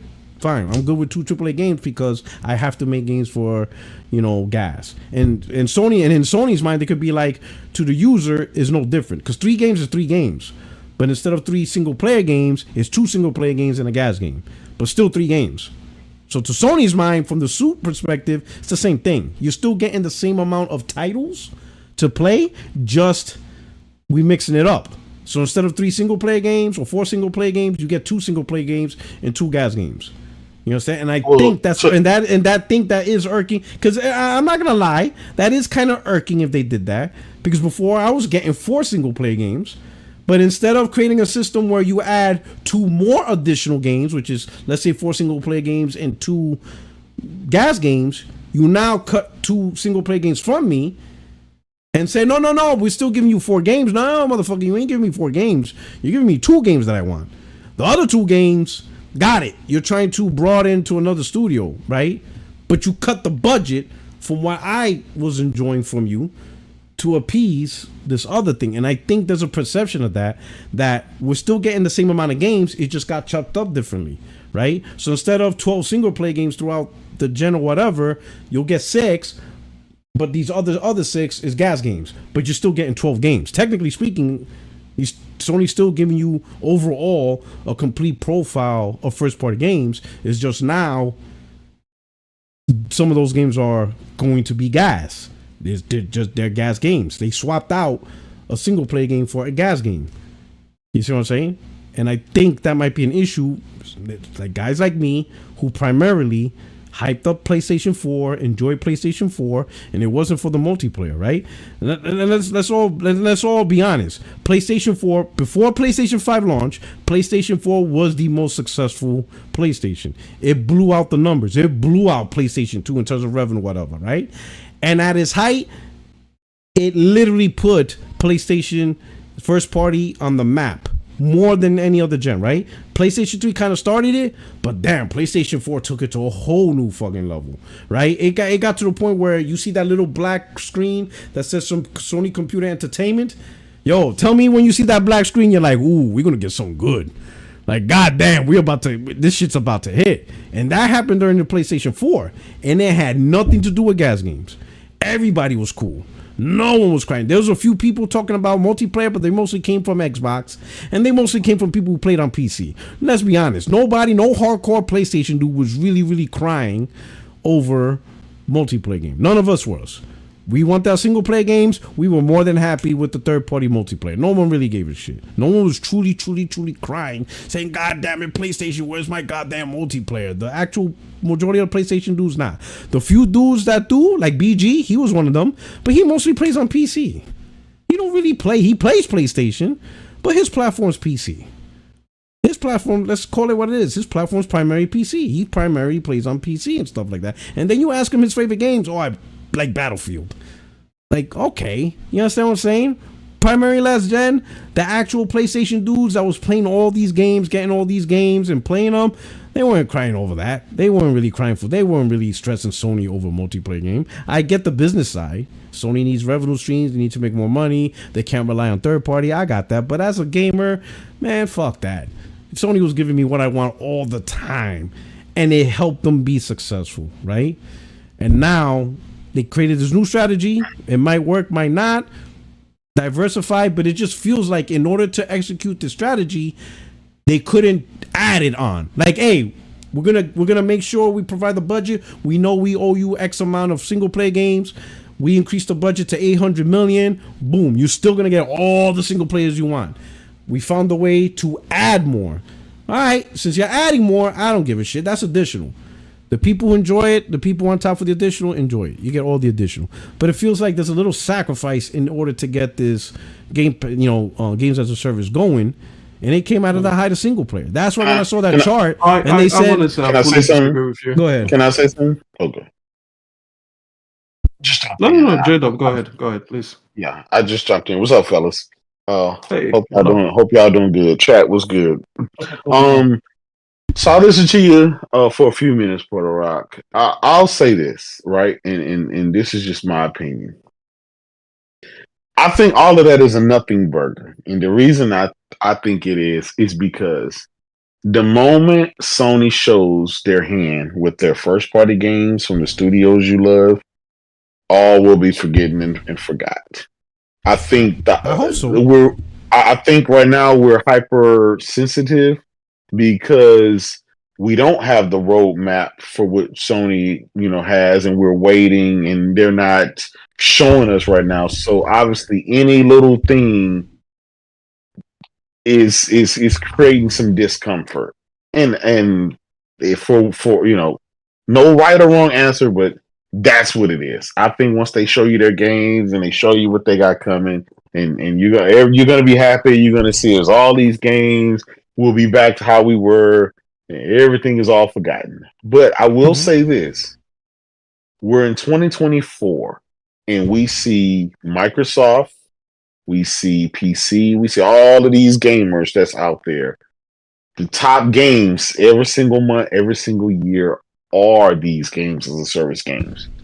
And for you to ask the biggest gaming company in the world to not participate in that and to not have a piece of that pie and to not have a brand recognition being in the space of that, I think that's a disservice or not being realistic. Not a disservice. It's just not being realistic. I'm one of those things. I'm like you. I love my single player, story driven Sony bangers every day of the week. But I will say this. I was thoroughly surprised. And all of my reservations went out the door when I played Helldivers 2. I didn't think it would be what it turned out to be. I didn't think it would be here. I'm not saying I was going to think it was going to be a flop, but I guess I just didn't think that, damn, their first foray into live service out the gate would hit like a Sony first party game. Typically, a single player game really does. It did it. So all of my reservations that I had kind of went out the door. I said, okay, I see the direction they're going in. I see if they can get one or two games that hit like a Sony first party single player story driven game, or even just to be in that atmosphere, I think they're good. Now, not every single Sony first party game knock it out the park every single time. We know that throughout history. Exactly. But they have a formula now that typically that they go with that we can kind of guarantee it's going to be of certain type of quality that we expect. So I was telling people, even though Concord may not be for you or other people, like if you're not into like games like Overwatch, if you don't know how to play those games and use teamwork to be able to be successful, it's not your type of game. And it's fine. Not everything is for everybody. But what I will say this, I don't think Sony, let's say Concord fails. Let's say it totally flops. I don't think they should stop trying to be in that space just for the fear. Because I know, PlayStation General, whatever you want to call me, I know how it feels to not want your company to fail at anything. Like, it's like, oh no, don't make this game because you can fail. And then that's just what it is. But these motherfuckers have been at it. They've been at it for 30 years. They either sink or swim. Either the game is good or it's not. Like, leave that up to them. If it's a dud, don't buy it. Don't worry, another goatee is coming right behind it, right? They're not going to sacrifice the next God of War for a live service piece of shit. They're just not. That's not how it is. These live service games are much, much cheaper to make. It didn't take no $300 million to make fucking Concord. That shit probably cost $10 million, right? So even if they make 10 of these 10 million games, even if 2 or 3 of them are successful, that continues to have people to play it year over year, and that is worth it to them. But they're not going to stop investing in those 3. They have to keep investing in these $300 million games because those are the games that sell you 35 million copies. Those are the shits that put the consoles into the homes. They're not going to stop that. Now, I think, again, just my opinion, I think we're just hypersensitive right now because they haven't shown us what we want to see yet. But once they do that, we'll forget all about Concord. We'll forget all about these live service games. If you're not a live service game guy, right? There's just some people just not into live service games. And I get it. I totally get it. But it's hard to say that everybody is not into live service games when the top games on the fucking top 20 list every single month for every year is a live service game. That is what I'm seeing. To ask them to not do something just because it may appear that, oh, well, it's a dud. We don't like when Sony does. That's just a part of gaming. Everybody's gonna have a dud every now and then. That's part of trying. And I don't want to be long winded, but I just want to say is, games sink or swim. It's going to be another game to come. That's just the price you pay for being in this space.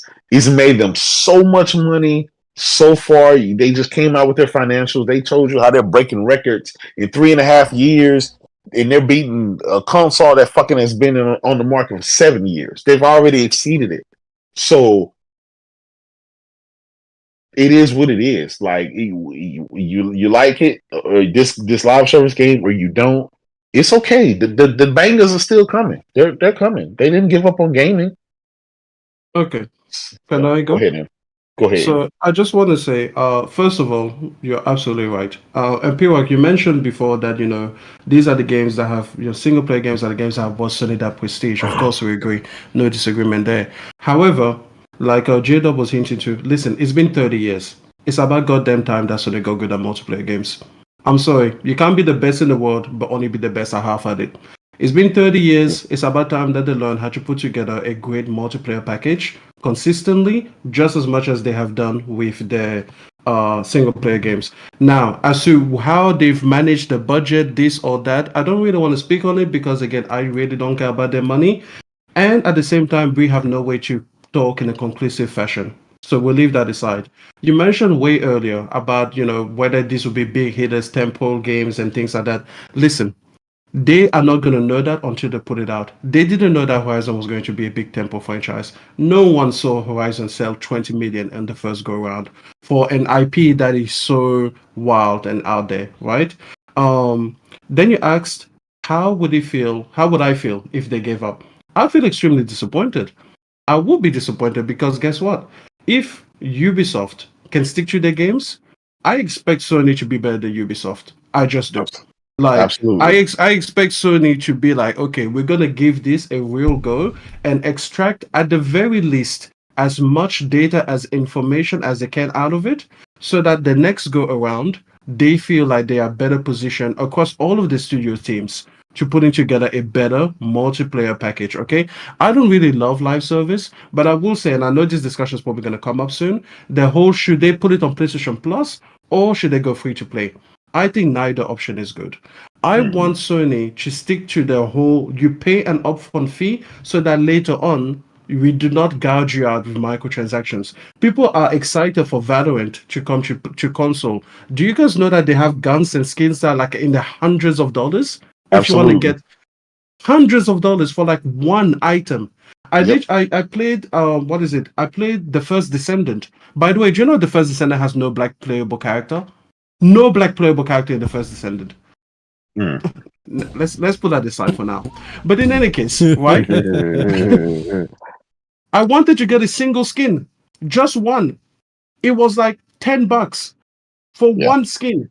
And if you wanted to change the color, they allow you to, but you only buy one paint swatch at a time. If you buy the color red, it will only apply to that skin. Then you have to buy the color red again for the next character, yeah. And then the next character, and then every single time. Like, these people are literally just in your pocket all of the time, draining it as much as possible. If you guys want these games to be free, that's the other side of the stick you have to pick up.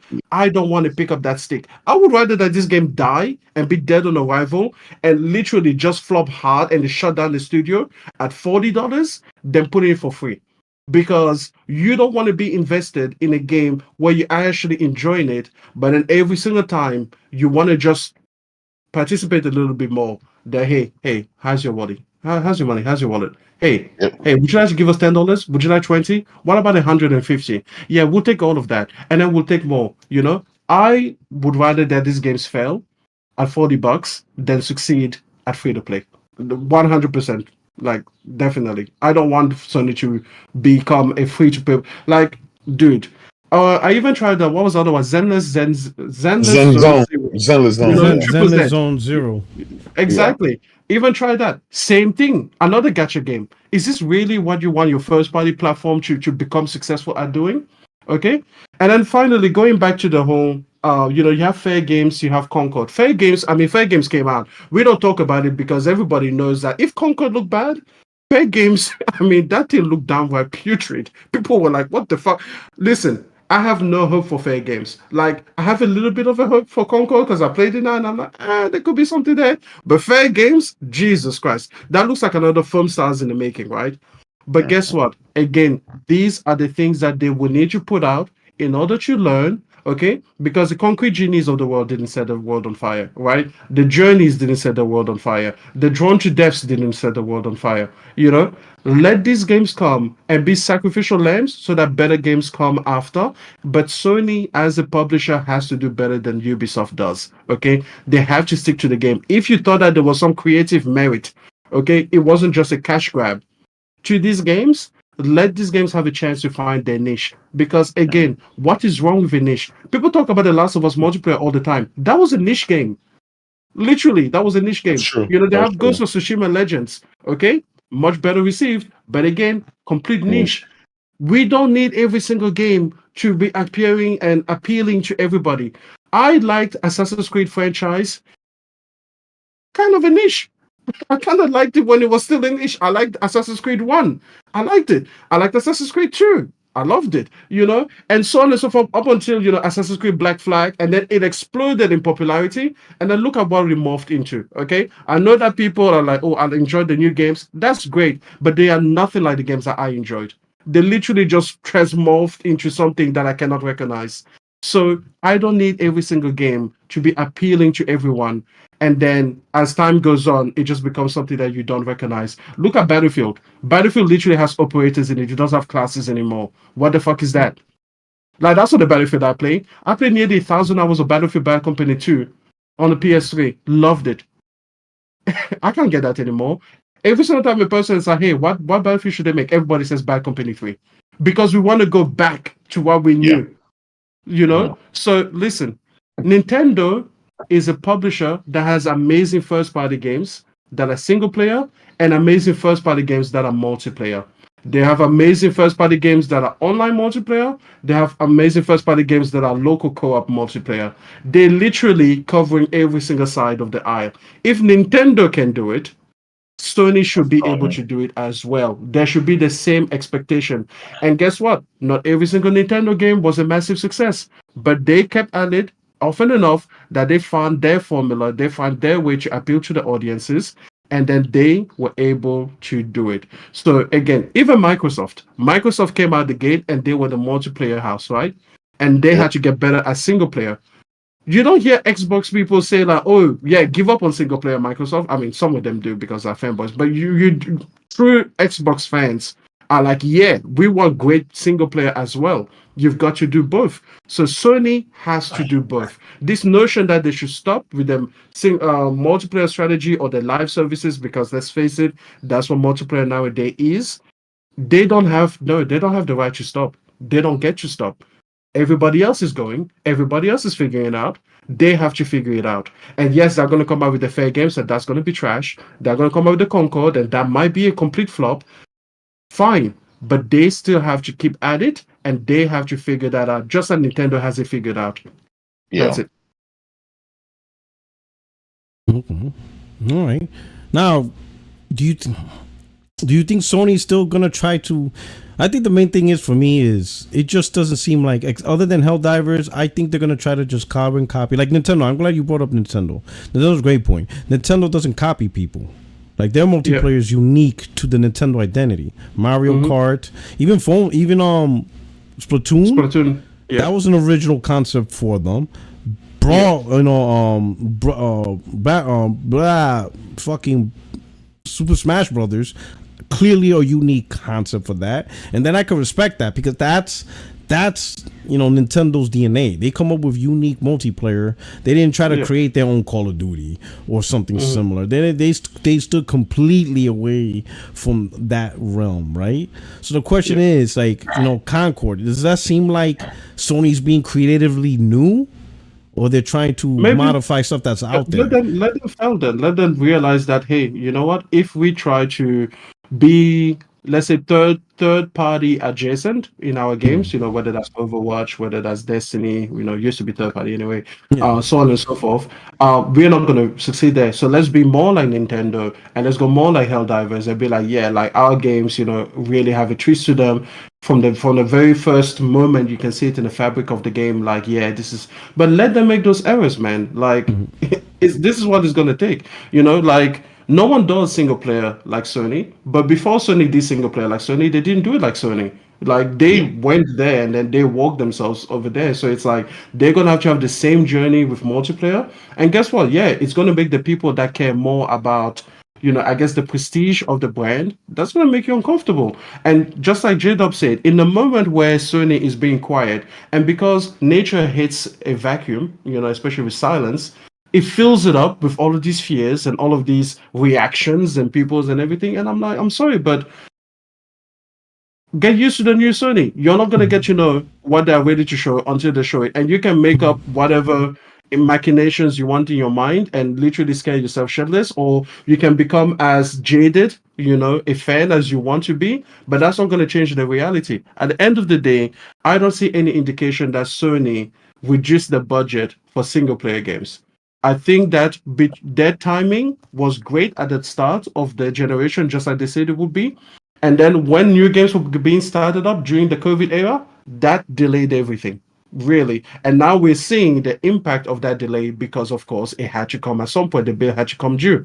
So now we are in this lull period, and people want to assign it to everything. They don't. People aren't comfortable with not knowing, so they want to come up with their own reason as to why. And That's I'm just true. like, you don't have to do that. You don't have to figure it out. It's not your job. You're not being paid by Sony to figure out exactly what went wrong with the process. Let them come out. Let them bring you the games that you want. Let them show you what they have when they're ready to show it. But then understand that at the same time, they have to get better at this. Because I'm sorry, but BG was right the entire time. He really was. Sony has to provide great multiplayer experiencing. They are charging us for that. That's true. I'll add this. When it comes to the whole copying and stuff like that, every 99% of the shooters out there are what? Trying to copy the Call of Duty formula, right? So I look at it as an Overwatch player. There's not many Overwatch type shooters out there. There's a bunch of hero shooters, but they're not Overwatch type.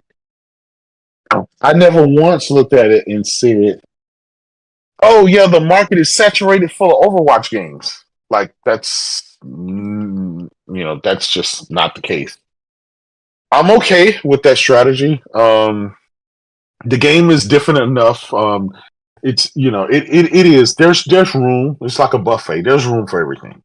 For like I said, all of these top shooters are all aiming to do the exact same thing. It's just a reskin of everything. It's okay to be part of that conversation. And it's okay. And it's okay if a game fails. It's okay if a game is not for you. Like, it's okay. Who knows? Let's say the first season, the first is doesn't, I guess, knock everybody's socks off. It doesn't have 100 million people playing it at the same time. What if season 2 drops and that catches fire? What if season 3, just like Destiny, right? There's been times where Destiny, one of the most popular shooters out there, has been dead when they released a bad season or a bad whatever, something that didn't just set the world on fire. That didn't make the game dead.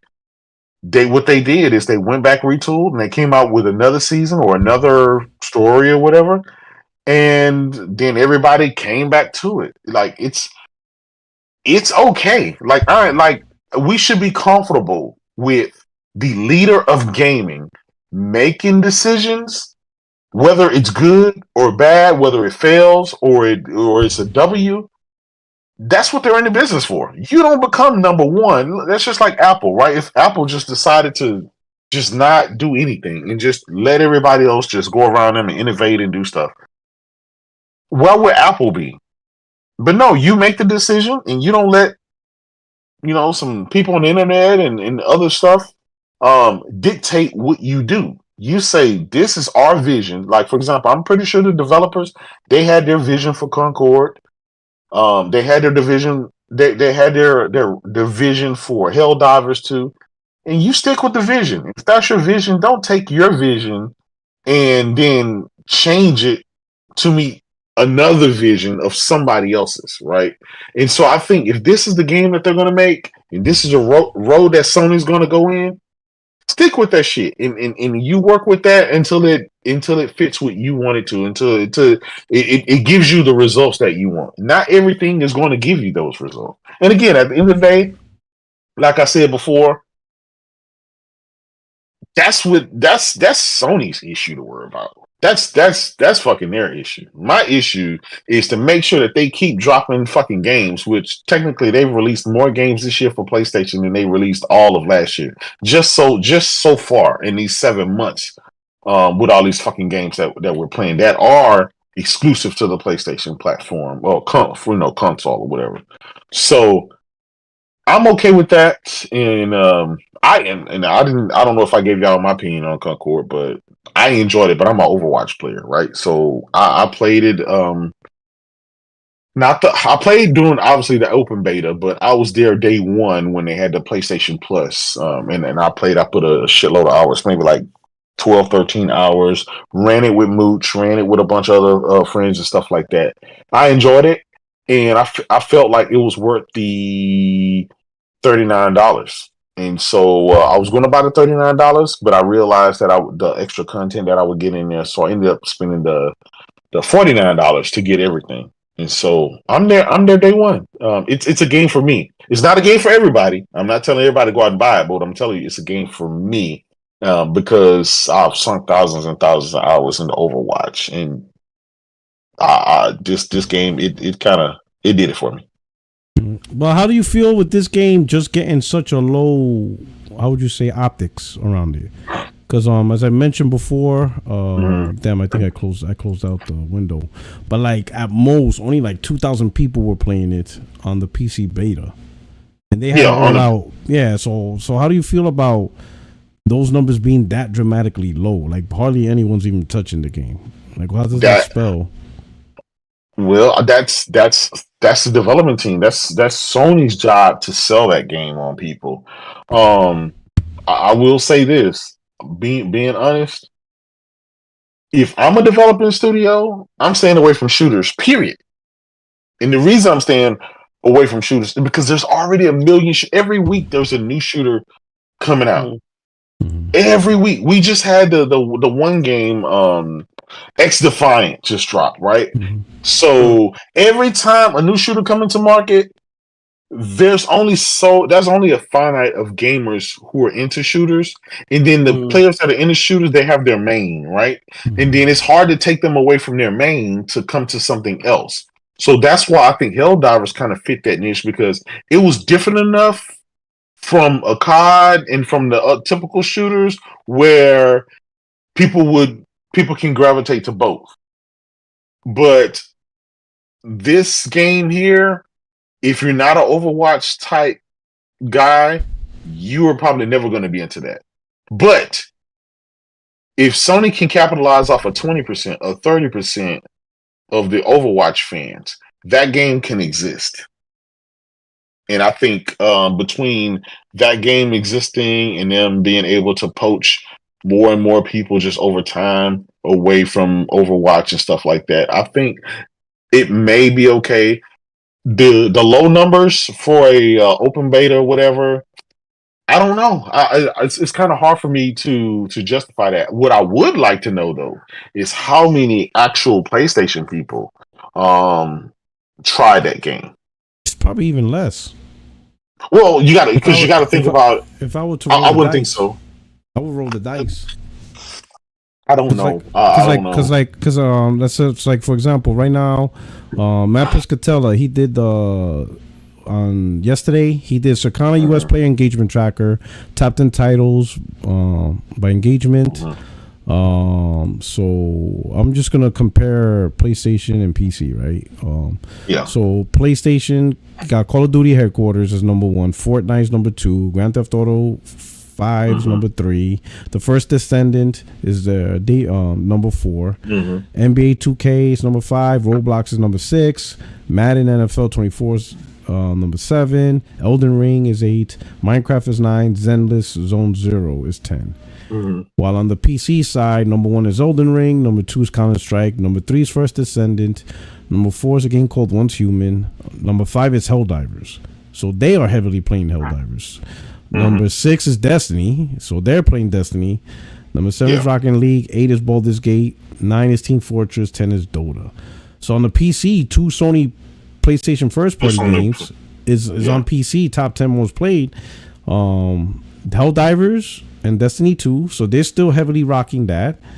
While on the PlayStation side, they dropped out of top 10. Now, that's not saying necessarily the games fell, because they could be 15, 16, 14, 19. Whatever. And those could still be good engagement numbers per se. Yeah. But just the optics of the top 10, Helldivers and and Destiny is out of the PlayStation side, while on PC they are heavily engagement. And you could say that's Sony kind of knew that might happen, which is why they're dropping these games day and date on PC, because they realize there's potential that PlayStation by itself, even just holding on to it for a year as time exclusive, may not be beneficial. So if they really want to embark on this journey, they really need the PC audience. And maybe Sony realizes, like, hey, we want, to get into this GaaS game, but we know PlayStation game is all about the single player game. We know about that, Absolutely. So they probably like, we gotta go PC because PlayStation by itself can't support our vision for GaaS, simply because we know you guys love single player games more than anything else, right? And PC, as you can see, and stuff like that, right? But my main thing is but here's the thing, and this is what you're competing with. See, unlike single player games, right? Single player games, you compete with new single player games, like Horizon Zero 3 is not going to compete with Breath of the Wild because it's old. Even though it came out this gen, is old, right? Even with Tears of the Kingdom, the next God of War, or what? Let's say the new IP that comes out by Santa Monica that Cory Barlog's doing. That's not going to compete with Tears of the Kingdom or Elden Ring or any other game like that, right? Because those games have already been played, they've already been beat, people moved on. But when you make a new multiplayer game, you're competing with Call of Duty, and that and that shit's been popular since. Like, you're competing with Fortnite, you're competing with Grand Theft Auto, and that game came out in 2013. You know what I'm saying? You're competing with Roblox, and when did Roblox come out? Roblox came out in 2006. You see what I'm saying? That's the challenge right there. You're not competing with the new latest games that are out there. You're competing with old shit that's been around for over a decade, right? So when Spider-Man 3 comes out, it's not competing with Arkham Knight. It's not going to compete with any single player that came out from 10. No one's buying those single players no more because we moved on. But when you make a new multiplayer game, you will be competing with Fortnite. And and it's like that's what I find, like, I ain't gonna say probably issues, but you're competing in a market where people already have a home and they're not leaving. Single player, that market, somebody's always looking for a new home. Think about the game because you beat it. You have to, like, for example, let's say like last year we had Marvel Spider-Man 2, amazing game, big hitter, right? But we moved on. Wolverine does not have to worry about Spider-Man 2. No issues. We're looking for that game. And then once we beat new Wolverine, we're going to want the next game, right? And that's the thing with single player. Single player games don't really compete with future single player games because we move on. Sure, you might have the bargain bin gamers who wait to play the game at $20, $10, whatever. But Fortnite is a heavy hitter. So when you make a new multiplayer game, you compete with Fortnite. Dead on. Dead ass, straight up, like if it's brand new right out the market, you're going head to head. And the question is, do you have the longevity? Like right now, First Descent is doing pretty good, but how long is First Descent really gonna last? How long? Those games that you named, how long before the tried and trues take over? Like Helldivers was doing this thing. At one point, it was number 1 on the PlayStation. Well, guess what? Everything got normalized. Time moved on, the fever dropped, and now it's not even top 10. But guess who still got their top 10? Fucking Grand Theft Auto 5. That motherfucker is still there, bro. That shit, like I said, people went back to wifey. Let me say this. The games that you named, right? The GTAs, the Fortnites, and the Roblox, those aren't just games. Those are platforms. Yeah. Those are platforms, right? Those are different. Those are not games. Those are platforms. That means there's, like, in Roblox, there's 1 million different games that you can play in that platform. Fortnite, there's 1 million different games that you can play in that platform. GTA, there's 1 million different games that you can play in that platform.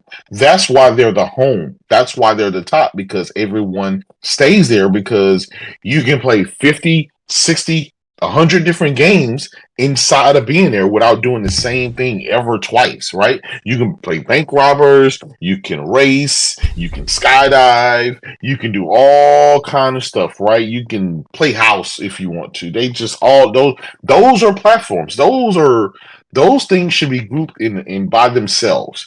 That's not, I don't think that's necessarily what the specific game Concord is trying to do, or what Helldivers is trying to do. Now, Sony was smart and they wanted to do that. They will bring back PlayStation Home, right? Because that had the potential to do what those other games did. Within that home, you can go and play. You remember back in the PS3 days with PlayStation Home, they had the whole arcade center. You can go there and play little mini games and all kind of stuff. You can chat with people. You can do this. You can go to your crib and do all. That's a potential platform. Hopefully, Sony does something with that and bring that back and make that in that type of game of the Roblox, the GTAs, and the Fortnites. But to say that these live service games that they're trying to do has to compete with that. Absolutely has to compete, but only from a temporary standpoint, because those games that you named, it's impossible to beat them because for everything that I just said, they're just like, dude, my kids don't have to spend any money inside of Roblox, and they have unlimited amount of games to play there, and they could just live there in that world forever without ever touching another game. It's impossible for a person to overtake that. Yeah. But there is still other spaces for the other games that you named that are down that list, right? Like you said, the Zenless Zone and some of the other games that are there. Those games are going to go up and down based on the content. Like Helldivers 2, it'll probably be back at number 1 because I think the new content dropped today or tomorrow, right? So yeah, with live service games, it's not about where the number sits every day. It's about, because obviously they have to keep updating to get people back into it. That's why Fortnite is so great, because fucking it seems like every week there's something new for people to jump back into. It's some season pack, or same thing with GTA. It's just always something there. So I don't know how Sony's going to tackle that, but I still think that if they can just be in that conversation somewhere in that list, whether it's number 9 or number 10, I think they're comfortable there, because the amount of users that are there and the amount of money that they spend while they're there, I think that speaks volumes. And at the end of the day, a live service is really about the dollars and less about anything else. Mm-hmm. I think it's just Sony accidentally just hit, a bad, the perfect storm, but in a negative way. The combination of COVID, the combination of first party studios probably had their pipeline slow down, and then the big push for GaaS, which also includes PC, which probably pissed off people as well, right? Because all right, fine, you're making GaaS games, but you couldn't even keep that exclusive. Like, it's day one on PC, right? So when you think about it, there's a lot of negativity on just individually, maybe not too bad on their own, but when combined, no shows, no roadmap, games getting canceled, where's the single player games that we want to see? You're talking about GaaS. The GaaS games are day one on PC, and then when you do release a GaaS game, it's a flop. It's like, you know what I'm saying? So probably, maybe microscopically, it's just a compounding impact that that's just pissing people off, and and some people. And I think you did have a point where you said when Sony finally reveals the games, I think it'll go away.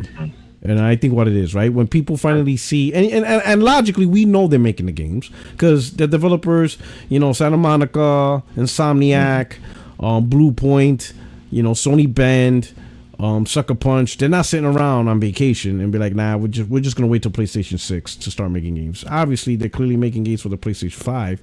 But the sitting and waiting, not knowing what they're doing, not getting this, a little taste of what they're doing. Sony kind of re-strategizing the whole, we've had to show stuff within the 18 months, which it seems like that's what they've been doing, right?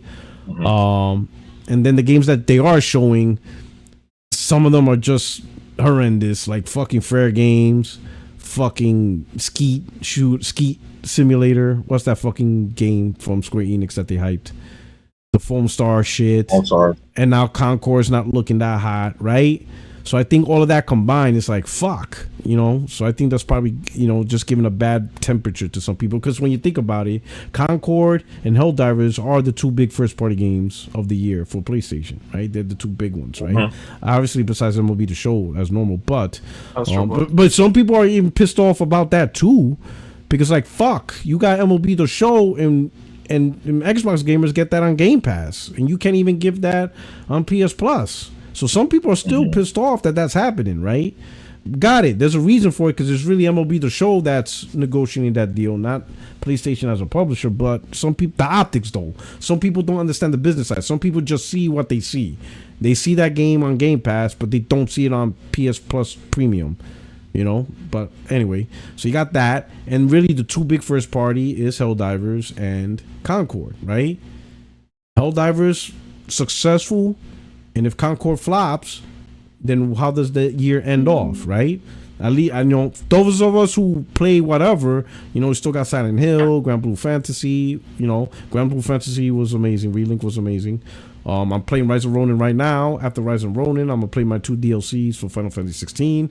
Then I move on to Final Fantasy 7. You know, so there is games to play. Sony does do that, and I get that, right? From a third party, from a publisher perspective, they're gonna make sure there's some content for PlayStation games and stuff like that, right? But I think it's just the little micro optics that individually, sure, by themselves is not too big of a deal, but then when you combine them together, it's like fuck.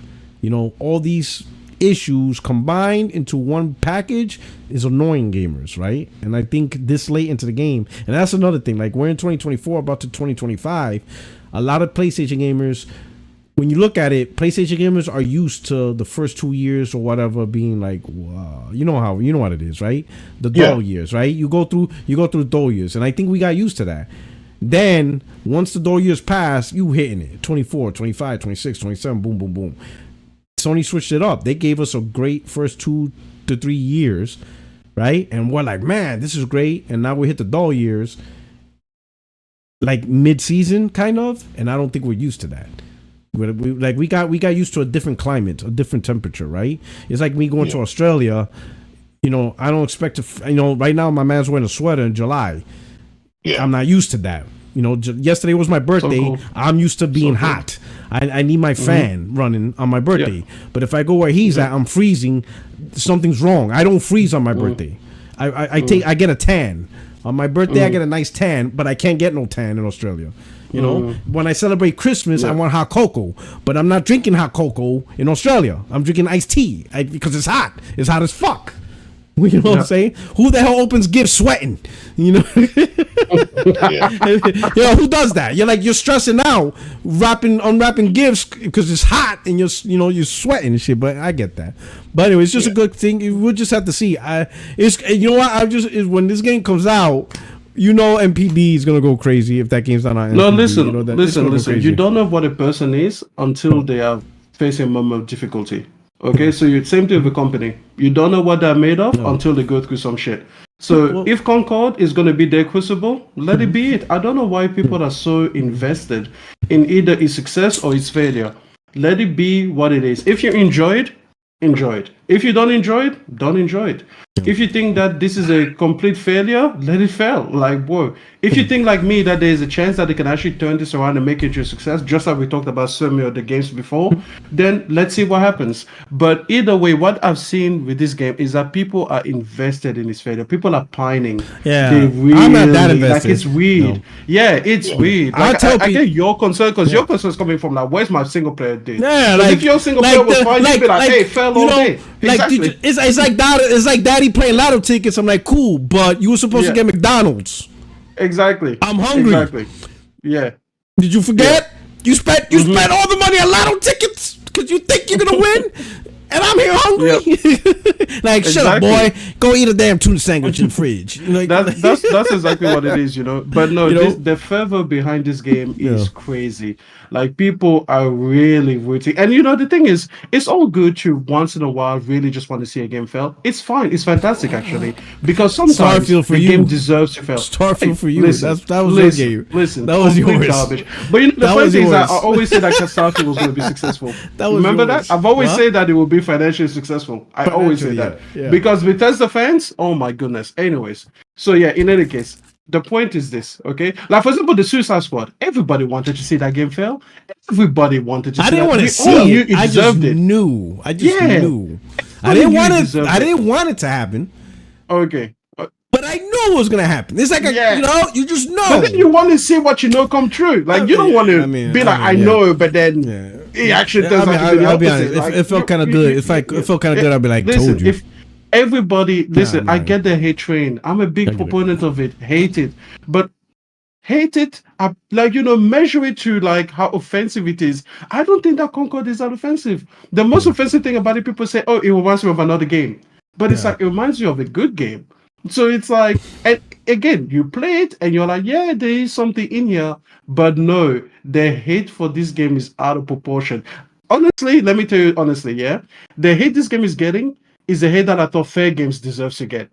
Like Fair Games, I'm like, whoa, this is the game we need to hate. Listen, guys, hate this game as much as you want. Really, don't let me stop you. But can we bring the same energy to Fair Games later on when it comes out? Because that's where I'll be on the train, and I need people. I don't need you guys exhausted from hating Concord, and no one's on the train with me. I think what it is Concord and Suicide Squad both, for a lot of people, have the same viewpoint. They represent what they're not getting. So, for example, because of Suicide Squad, we didn't get a proper Arkham type game and a proper Batman game because they wanted to make Suicide Squad. So, because Rocksteady wanted to, get their hand in a pot with GaaS games, we couldn't get a proper Batman game, which is what we wanted. The next chapter of Arkham Knight, Arkham City, Arkham Globe, whatever the fuck, but we couldn't get it because Suicide Squad. So I think people are looking at Concord like, we got Concord, therefore we couldn't get whatever single player, even though the studio that made Concord has nothing to do with the single player games and stuff, whatever. But people are using Concord as, the sacrificial lamb, as representation.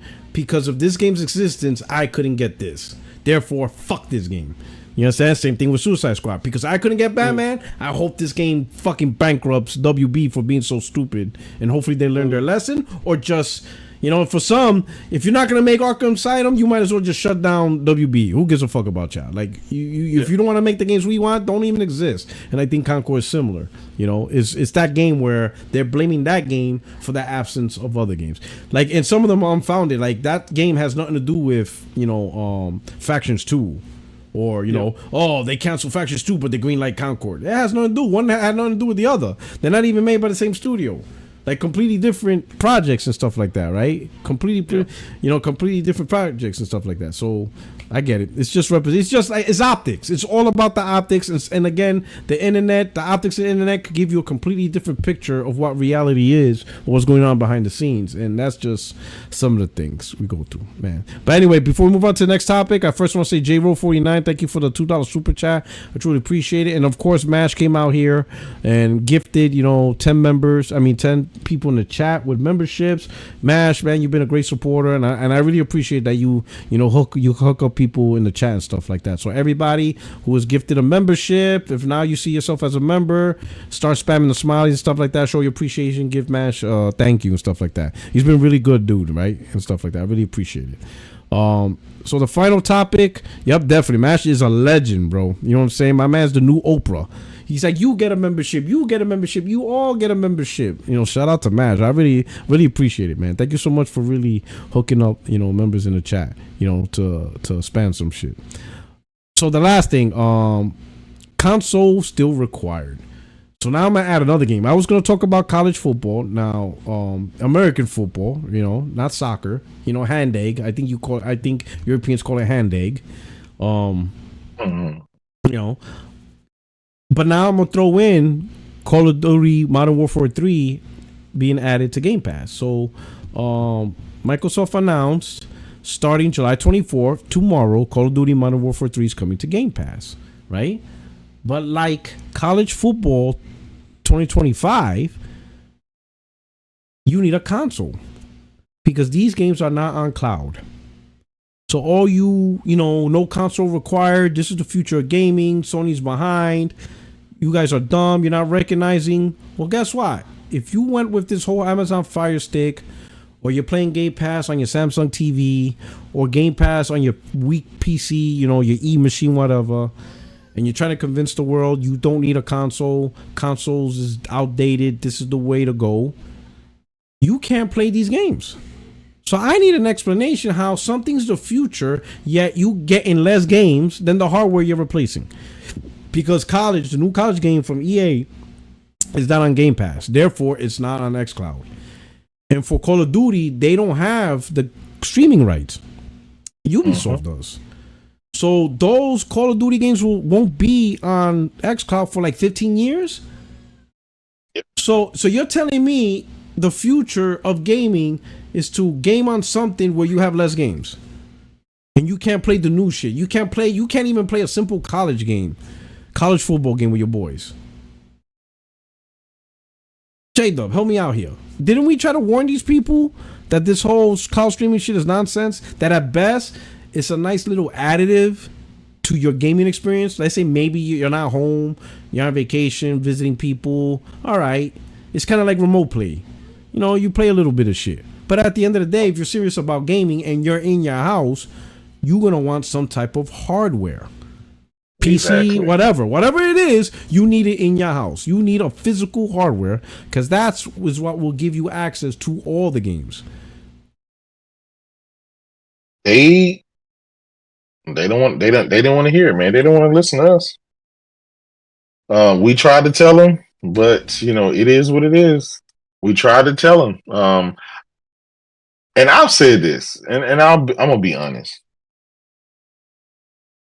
They knew this, but here's the thing: they had no other alternative. They had no other place of solace to go, but to ride the wave. So whatever Phil and Satya and them say, that's what goes. They just co-sign. They just co-sign. They have no choice. They held the line so far. So even when they know that this shit is not going to work, they know that. Listen, Microsoft gives gamers a billion different ways to play Xbox games. The problem is people are still not playing Xbox games. They're still not buying the hardware. They're still. So who cares if you can play, games on your car TV or your navigation system or your Apple Watch if people just generally choose not to do any of the above on anything dealing with Xbox? That's the problem. And I've said this since day one. If you can't satisfy your core audience, which is the console base, nothing else matters. Nothing else matters. And even with PC, even with Samsung TVs, even with tablets and phones and mobile and browsers and toasters and refrigerators, even with it on everything, it never once moved the needle. It never once moved the needle. They lowered the price of the consoles, right, to $139. You can get a Series S and $349. Just bottom of the barrel numbers, and the numbers didn't move. And so that led to obviously games coming to PlayStation and Nintendo.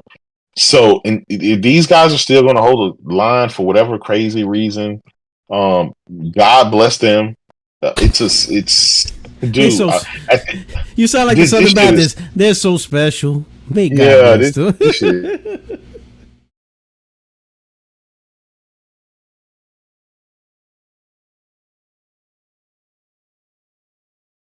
This what else can we say? We've kind of said it all, Porter Rock. We've been telling them for how long? I mean, we've been telling them for years. Mm-hmm. What's next? Now that your games are any and everywhere, what's next? No. Literally next. What do you go? Your games is available everywhere. Mm-hmm. Listen, if Call of Duty doesn't make a difference, if it doesn't bump, bruh, they just spent. That shows they just spent $70 billion just for that needle to stay in the same spot. At that place, all gloves are off. Xbox itself is no more. They're just going to cater to Nintendo, PC, and of course, PlayStation. Yeah. So this is fair warning for these guys. All the Colt Eastwoods and all the post-ups of the world. You guys better hope and pray that they get a bunch of new subscriptions after this Call of Duty comes to Game Pass. Because if it doesn't move the needle, If you don't see them brag about subscription services in the next month or two, you know where it is from now.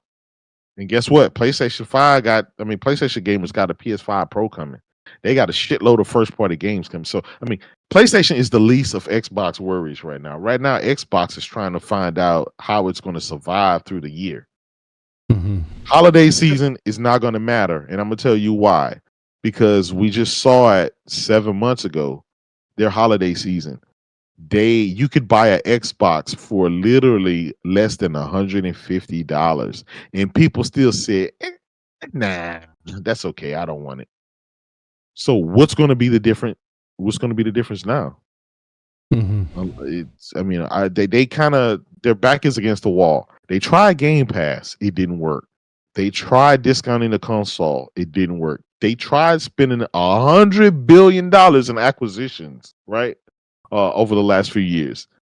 And that shit is just literally not working. And Puerto Rock, they finally got their first party games that they've been bragging about. The Hellblade 2 and all the other games that they claimed prior to that, right? The Red Falls and all this. None of that shit mattered. That shit went out with a whimper. Nobody listen. Listen, one thing you can say, let's say Concord fails, right? That's just a blip on Sony's radar because in the grand scheme of things, nobody cares. In the grand scheme of things, Sony is not known for Concord games. They're not known for even multiplayer games. They're known for their bangers, and that's never going away. But your first party games have all declined. Forza came like a wet fart. Hellblade 2 came like a wet fart. The rest of that shit you got coming is less than those games. So I don't know, man. Good luck. All I can say is Xbox gamers should have spent less time capping and more time convincing their fellow gamers to go out and buy an Xbox. You should have been convincing your fellow friends that you podcast with and all those people in the chat. You should have been trying to convince them to buy Xbox because it hasn't worked. It literally hasn't worked. The numbers are the numbers. You can't lie. We see MPD every single month. We see European numbers every single month. We see the quarterly numbers from Microsoft. We see Sony just came out with last month, showed their hands.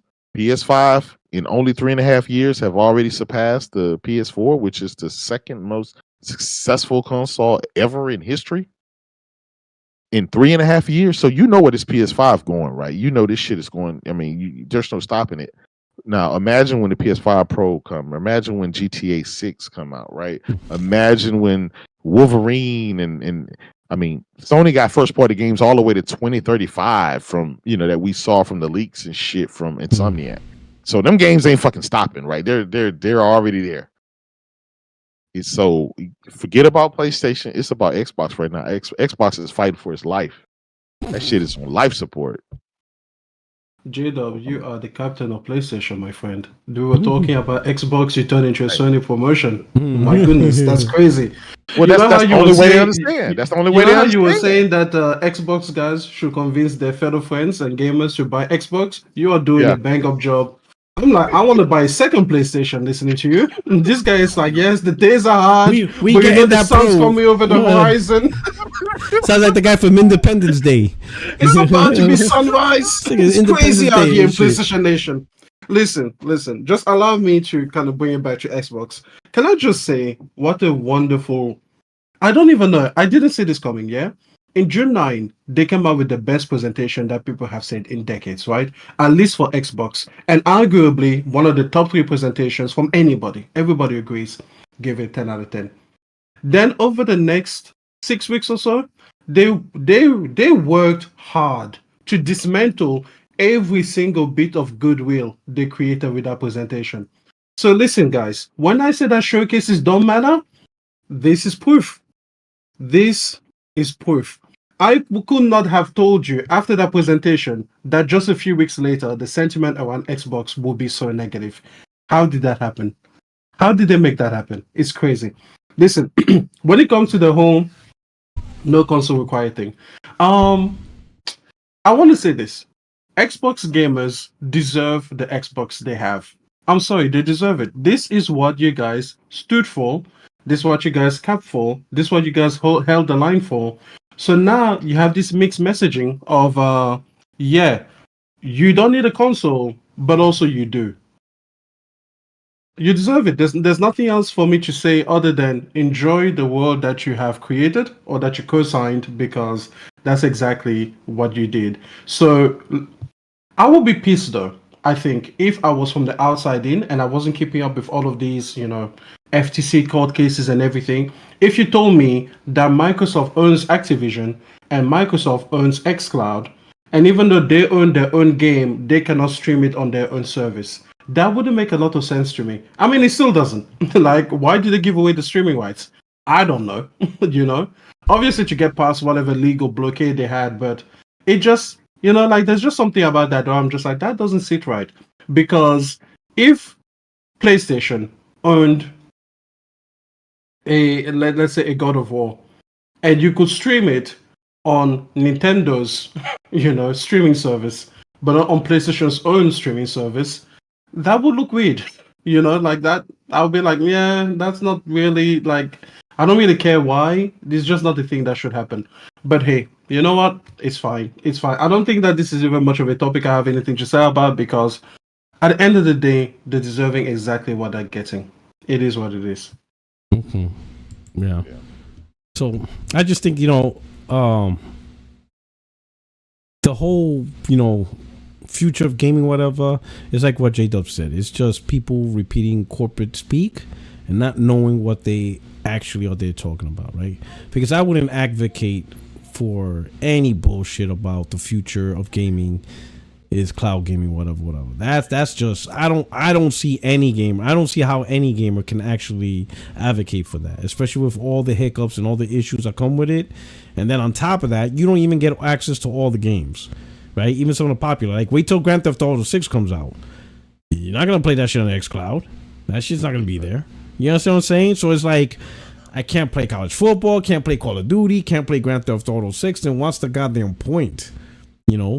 I think there's this false perception, but people are trying to make it seem like buying hardware is like gatekeeping gaming. Like what? Like that's the issue. The issue is the console. The issue was, that's why console gaming ain't growing, because people got to buy console. If you put the games outside of the console, more people play them. Well, that's bullshit, because Resident Evil Remake came out on iPhone 15, and I think only like 2,000 people bought it.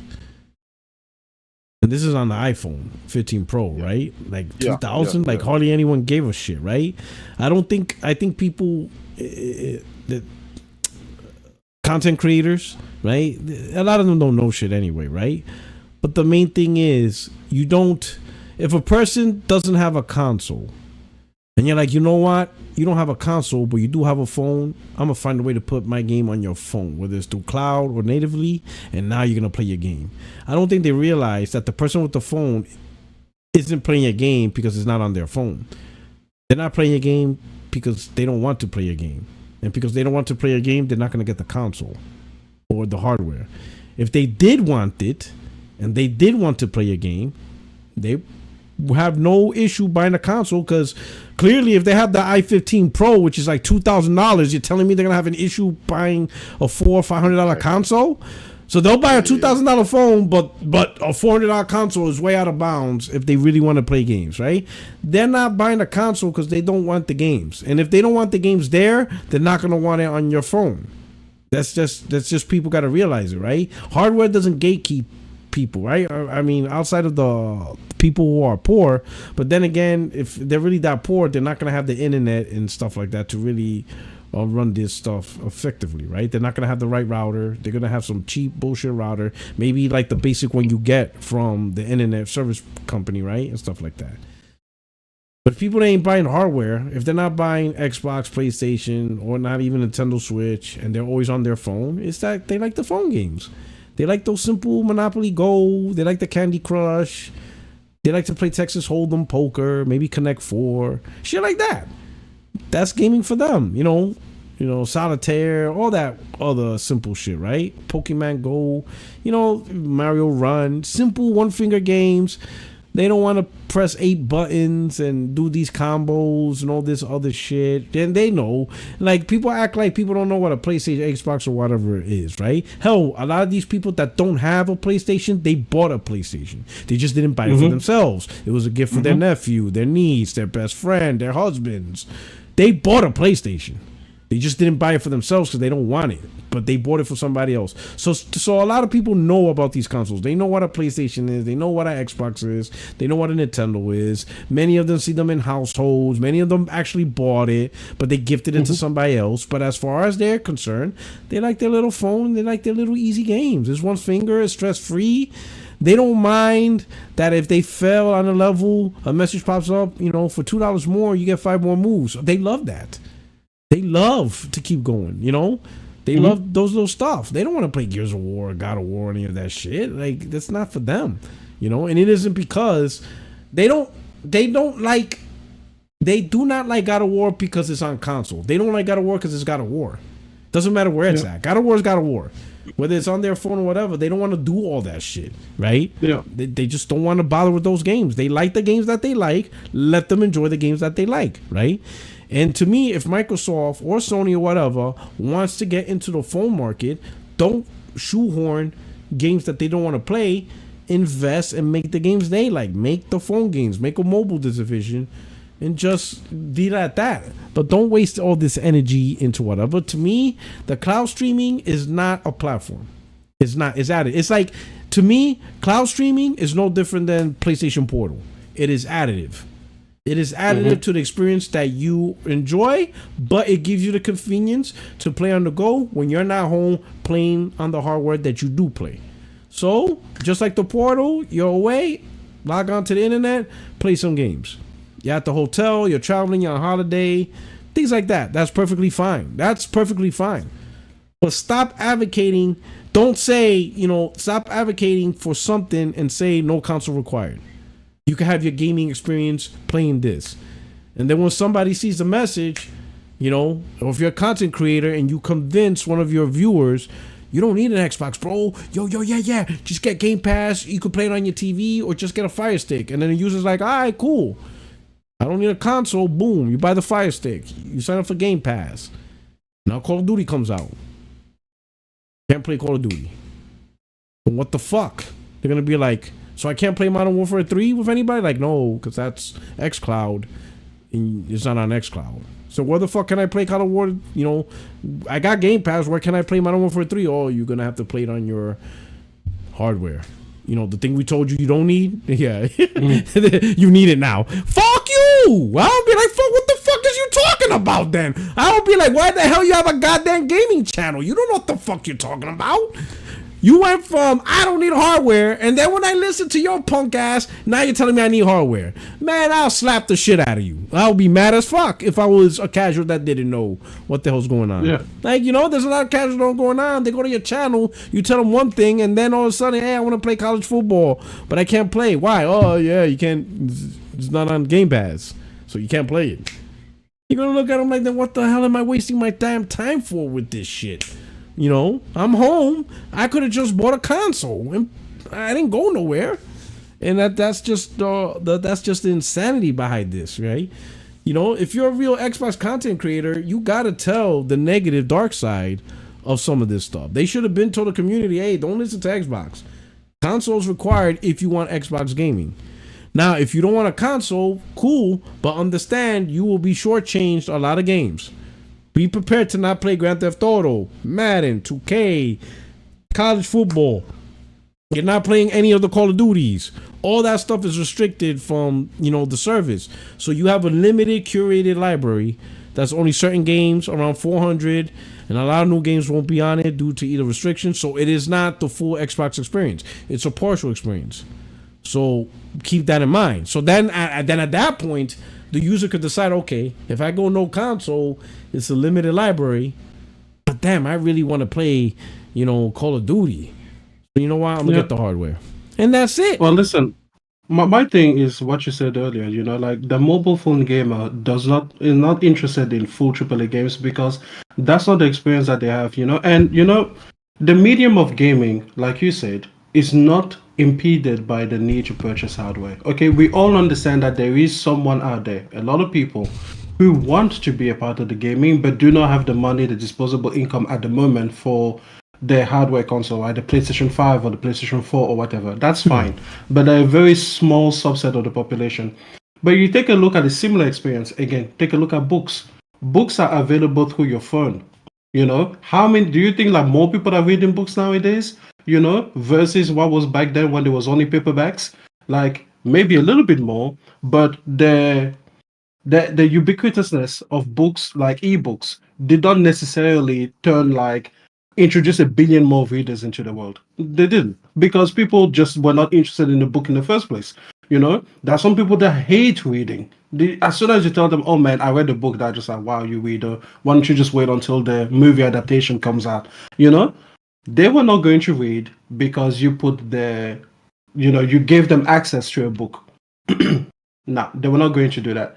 So same thing with games. Gaming, especially outside of gaming, console gaming, PC gaming, things that are more, long form, long term entertainment, that has its own barriers that certain people are just not going to say yes to. And I want to say to people, like, please stop underestimating the quote unquote casual person. Like, we're not like this esoteric, high minded, just like, oh my God, we are the upper echelon of class and culture. We are the elites. Exactly. Like, people don't know what we do. They know what we do. I have a friend right now that she's literally in a clan for a mobile phone game. And when I say, "Oh, you're a gamer then?" she's like, "Fuck no, I'm not a gamer." Literally, like, she plays a video game, she's in a clan, she's a leader for this clan, but she's not a gamer. Because it's a mobile phone game, she's not a gamer. And you know what? Guess what? I wouldn't give her the gamer title either. She's a mobile gamer. We'll put an asterisk in front of it. Just like African Americans are not real Americans. We all know why we put the African in front. We all know why. It's a disclaimer. It's like, no, you're kind of different from the rest of us. So that is exactly what she is.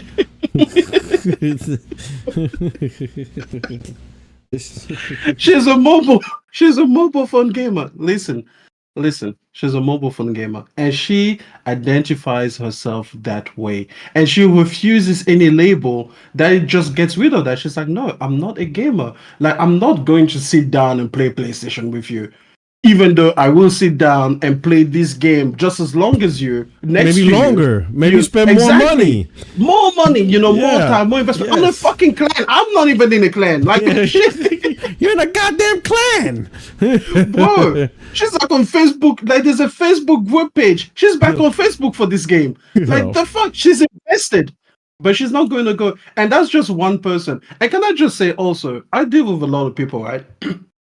People have opinions about this. People that have never touched a PlayStation or an Xbox know not to buy an Xbox. I ask them all the time, "Are you a gamer?" No. If you were a gamer, what would you buy? Oh, that are PlayStation, of course. They know these things, okay? Just because they are not participating in it actively, they still know about it. Again, we are not some kind of upper echelon thing where people are like, "Oh, I never heard of that." No, like, it's not like we are like, what is it? I feel like handyman tools. Like, people are like DeWalt versus Bosch versus Ryobi versus this. I feel like that's kind of like esoteric. Like, the most people don't really have an opinion of whether they should get a Milwaukee or a DeWalt, system. They're just like, "Yep, cool. Whatever I go to the store, they go to IKEA, they buy the little IKEA drill." That's what the casuals do. They don't care about that because that is like super specialized. I feel like gamers talk as if that's what we were doing. We are not, guys. We are not. We are basically like as recognizable as like McDonald's versus Burger King. People have opinions, even if they don't go to those places. Like, there's people that would never walk into either McDonald's or Burger King, but if you sat them down and they say, "Hey, you had to pick one," they will come up with reasons as to why they will pick one versus the other. They know it. Like, they don't have to participate in gaming to know about gamers. So listen, again, this Fire Stick, at best, was solving a PlayStation Portal type of problem. This is, you don't want to bring your console with you on a particular trip. You want a quick, easy way. You plug it at the back of the TV in the hotel or the Airbnb, and you have a decent to good experience. That was at best what it was going to do. But Microsoft keeps putting it, and other companies, and other media personalities are behind them, as if it was going to then be, the next big evolution of what gaming is. And it just isn't.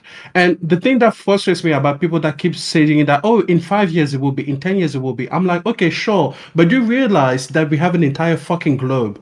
And even if North America could get there, right? The rest of the world, 85% of it could not. So it cannot be, when we have a worldwide solution that is fairly accessible, except in places like China and North Korea, we all know those places, right? But the point is, when we have something that works for pretty much the entire world, and you want the next step to pretty much be constricted to only North America and some parts of Europe, that doesn't make sense. It doesn't make, the money doesn't math. The math isn't mathing, even if you're just looking at it from a cold, calculated perspective. Consoles are fairly democratic. They are easy for people to save up for compared to even a PC when you look at the performance that it gives you with the return on investment. And it can be taken to Afghanistan, to Iraq, to war-torn places. There are people right now in Ukraine that had their house blown up, their console survives, and guess what? They're turning something on because they're like, you know what? My life is shit right now. Let me have some escape. And they don't need the internet to be working. Just basic electricity, and they are good to go. That is a pretty damn convenient system. And streaming is the exact opposite of that. Yeah. Okay. All right. Okay. I think we hit the topics on the nail. Unless you guys want to talk about something. Yesterday was my birthday, so okay. I think we hit the topics. Oh man! No. Happy belated birthday, brother! No. Appreciate it. What? Whose birthday? Well, it was my birthday. It was. No. What? Yeah. What? Yes. How old are you? Hey! This is an Assassin's Creed, right? This shit is truly historically accurate. Hey. You want a black man in Japan? That's it. You know what I'm saying? Your lifetimes? You know, it was. Listen, go back to your memories. It was a Puerto Rican. It was a Puerto Rican samurai. You know what I'm saying? We charged the fuel saying "Coño." Now that's what we were doing. But anyway, shout out to my little bro Doc Dark for going back to console. My man said the PC is gone. Wait, did he go back to PC again? He said the PC is gone. No. I think he came back. Video saying the PC is back. No way. He couldn't stay away. He couldn't stay away. For real? I gotta see it. By the way, I gotta see his journey. I gotta see his journey in madness. Yeah. He don't know what to do. He's so confused. I haven't seen it yet, but I saw the title. I gotta see. Now he's back. But oh man. This guy, he's so confused with Microsoft. He don't know what to do, bro. Just stay on PS5, and you'll be fine. That's it. Everything would just listen. Just lock yourself into the PlayStation 5, Sony baby. Mm-hmm. Shout out to Blaze. He's up in the chat. Sony baby. Just lock yourself in. You're good. That's it. You ain't got to switch back and forth. Just 10 toes down. I could tell he was going back. Because I saw his first video, like saying that the PC is gone, and every time he was just taking shots at PS5, and I'm like, that thing's innocent in the background. It's not even involved in this conversation. I was like, what the fuck is you talking about? Like, if your issues with Xbox, take it up with him. Like, PlayStation 5 is like, I give you 60 frames. It's that motherfucker that's telling you to play at 30. Do you know what Doc is? Doc is like that 7-year-old that just realized he's got a crush on a girl, but he's not allowed to. So he just like rides her, just like literally insults her as much as possible, to the point that it's obvious that you are really in love. But you don't want to admit that she's your babe. The struggle is real, man. And the funny thing is, like, he's put out so many videos. You don't need the PS5. Get rid of your PS5. Yeah. It's trash. It's disgusting. It's this, is that. And it's still back there. And I'm like, why don't you get rid of it? He's telling everybody else to get rid of it. He's keeping it. My man's in the struggle. I'm like, why are you keeping it? Just get rid of it. Shout out to Doc. You know what I'm saying? My man's going through the struggle with Xbox. That shit put him through the ringer. But happy birthday, Potter. What'd you do? Well, yesterday went to SeaWorld. Okay. That's nice. So my daughter and my niece is here. So it was really for my niece. More than, it's one of those birthday gifts that's really for somebody else.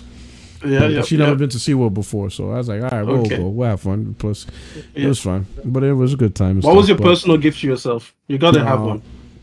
Actually, believe it or not, nothing. Like, my wife asked, hey, what you want for Christmas? I'm like, PS5 Pro. Yeah, And see that's how you know you're blessed because I'm so you got everything. I'm just glad my daughter was able to take time off work to visit us. So that's really what I wanted. I wanted her to come to California, and she's here. So well, I tell you what, Puerto May I never be as That's mature. literally what I wanted. May I never be that mature. You get to the days for your birthday. I'm be honest. I don't like. I'll be honest. Like you said, I'm blessed. I got like when the Pro comes out. You know, as long as Sony don't fumble the bag, I'll get that. That's about it. That's literally it. You know, as long as Sony don't just give me resolution boosts. You know, give me that T flops like the way J Dub says. I want how many T flops? How many T flops? 36. 36. I want 36.8 T flops. Full. I want RDNA 4. Hybrid. I want Pisser, WMMA, all that shit. Add all that. Throw all that shit in there. I want all that bullshit in there.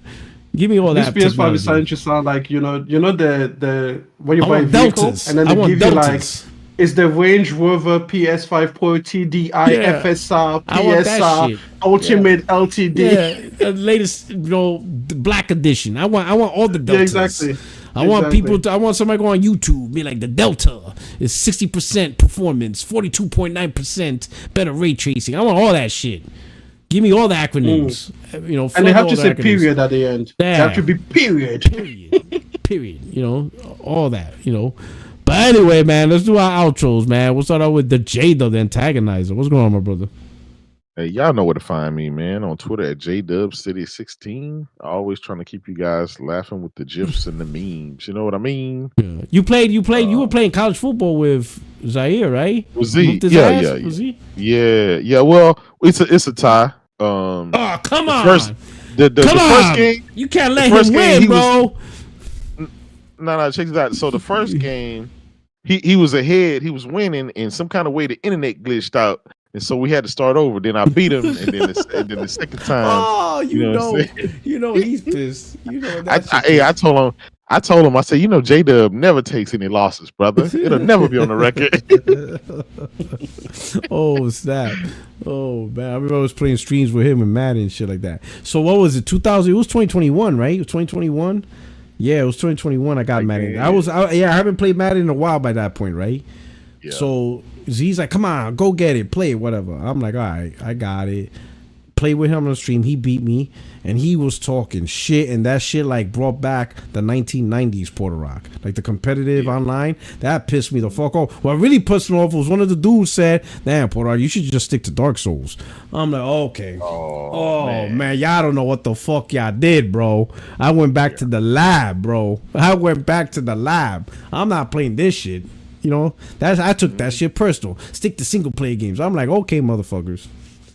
What game I'm waiting for is the boxing game. What's that shit's called? Oh, it comes out in October. Yeah. It's on PC already, but I have it on PC. Oh yeah, I'm gonna get that shit. Prepare yourselves. Tito Trinidad's coming. Hey man, your game is coming in a couple of months, man. Lost Soul aside. Man. Oh, finally! I know they're supposed to be in China, Joy. Yeah. In a couple of days. Finally, it only took 7 goddamn years. Exactly. Fuck! This is shit that Extreme you talking about. Yeah, 2017, bro. Yeah. But you know why? At least for the last 7 years. But I knew though. You knew. I knew. It was so good. It was so good. It feels so good to know. It feels so good to know. Matter of fact, I hope it's delayed so you can know for longer. So I can know for even longer. I just keep knowing, perpetually knowing that this game looks great. It's so good to know it. It just feels great, and it's free. Yeah, it's free to play. It's a free to play knowing. Oh man! But what's up? What's up, Extreme? How's everything? How's the winter going in Australia? Guys, I came down with a bug. In the last month or so, that's why I haven't been up. It turns out my wallet was empty. Yeah. The broke bug.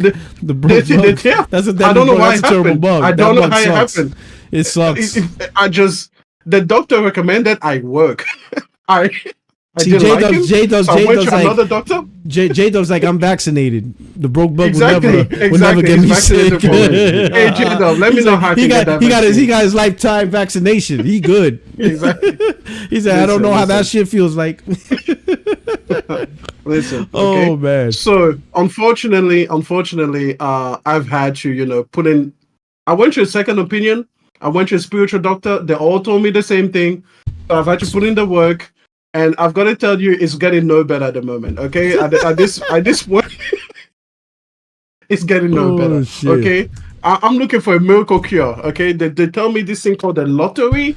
I'm looking for a miracle cure. I'm looking for a miracle cure. You better to sell this fentanyl. illness. You better. Because I feel sick. You better sell I feel fentanyl. sick. You better I push feel that. sick. You better push that fentanyl in Sydney. It ails me. It ails me. Every time I go to the store and I pull out my wallet, I feel the ache in my bones. I feel it in my soul. Okay? Have you guys got that? Have you guys ever come down with this bug? Because it's deadly. It's deadly. Few times in my life. My goodness, man. It is deadly. It is deadly, man. Was work the answer for you too? What? Well, yeah, that's it. Was work the answer? Getting promoted. Work and getting promoted. That's for work, That's I can try a home remedy. I'm looking for anything, guys. Home remedies. Let me know. You could be a But street if you don't pharmacist. see me, exactly. Get into street pharmaceuticals. I heard that's a rising. That's exactly I heard right. that's a good. They say peddling. Peddling is a good way to get rid of it. I don't know what I'd be doing. Sell them Rolexes. Sell Rolex on the street corner. All right. But anyway, hey, thank you so much. And once again, I want to thank out Mash again. He gifted another 10 memberships to the chat. So I hope you guys enjoy it. Really, truly appreciate it, Mash. But for everybody who was able to stick around and enjoyed the show, I hope you enjoyed the show. I will see you guys next week with another 60 Frames No Lag podcast. Stay tuned for some more videos as more stuff develops throughout the week. But until then, hey, you guys take care. Have an amazing week. I hope you guys are enjoying your summer or your winter. Wherever the hell you at, whatever side of the house, summer or winter, I hope you're enjoying it. All right, you guys take care. Yeah. Peace.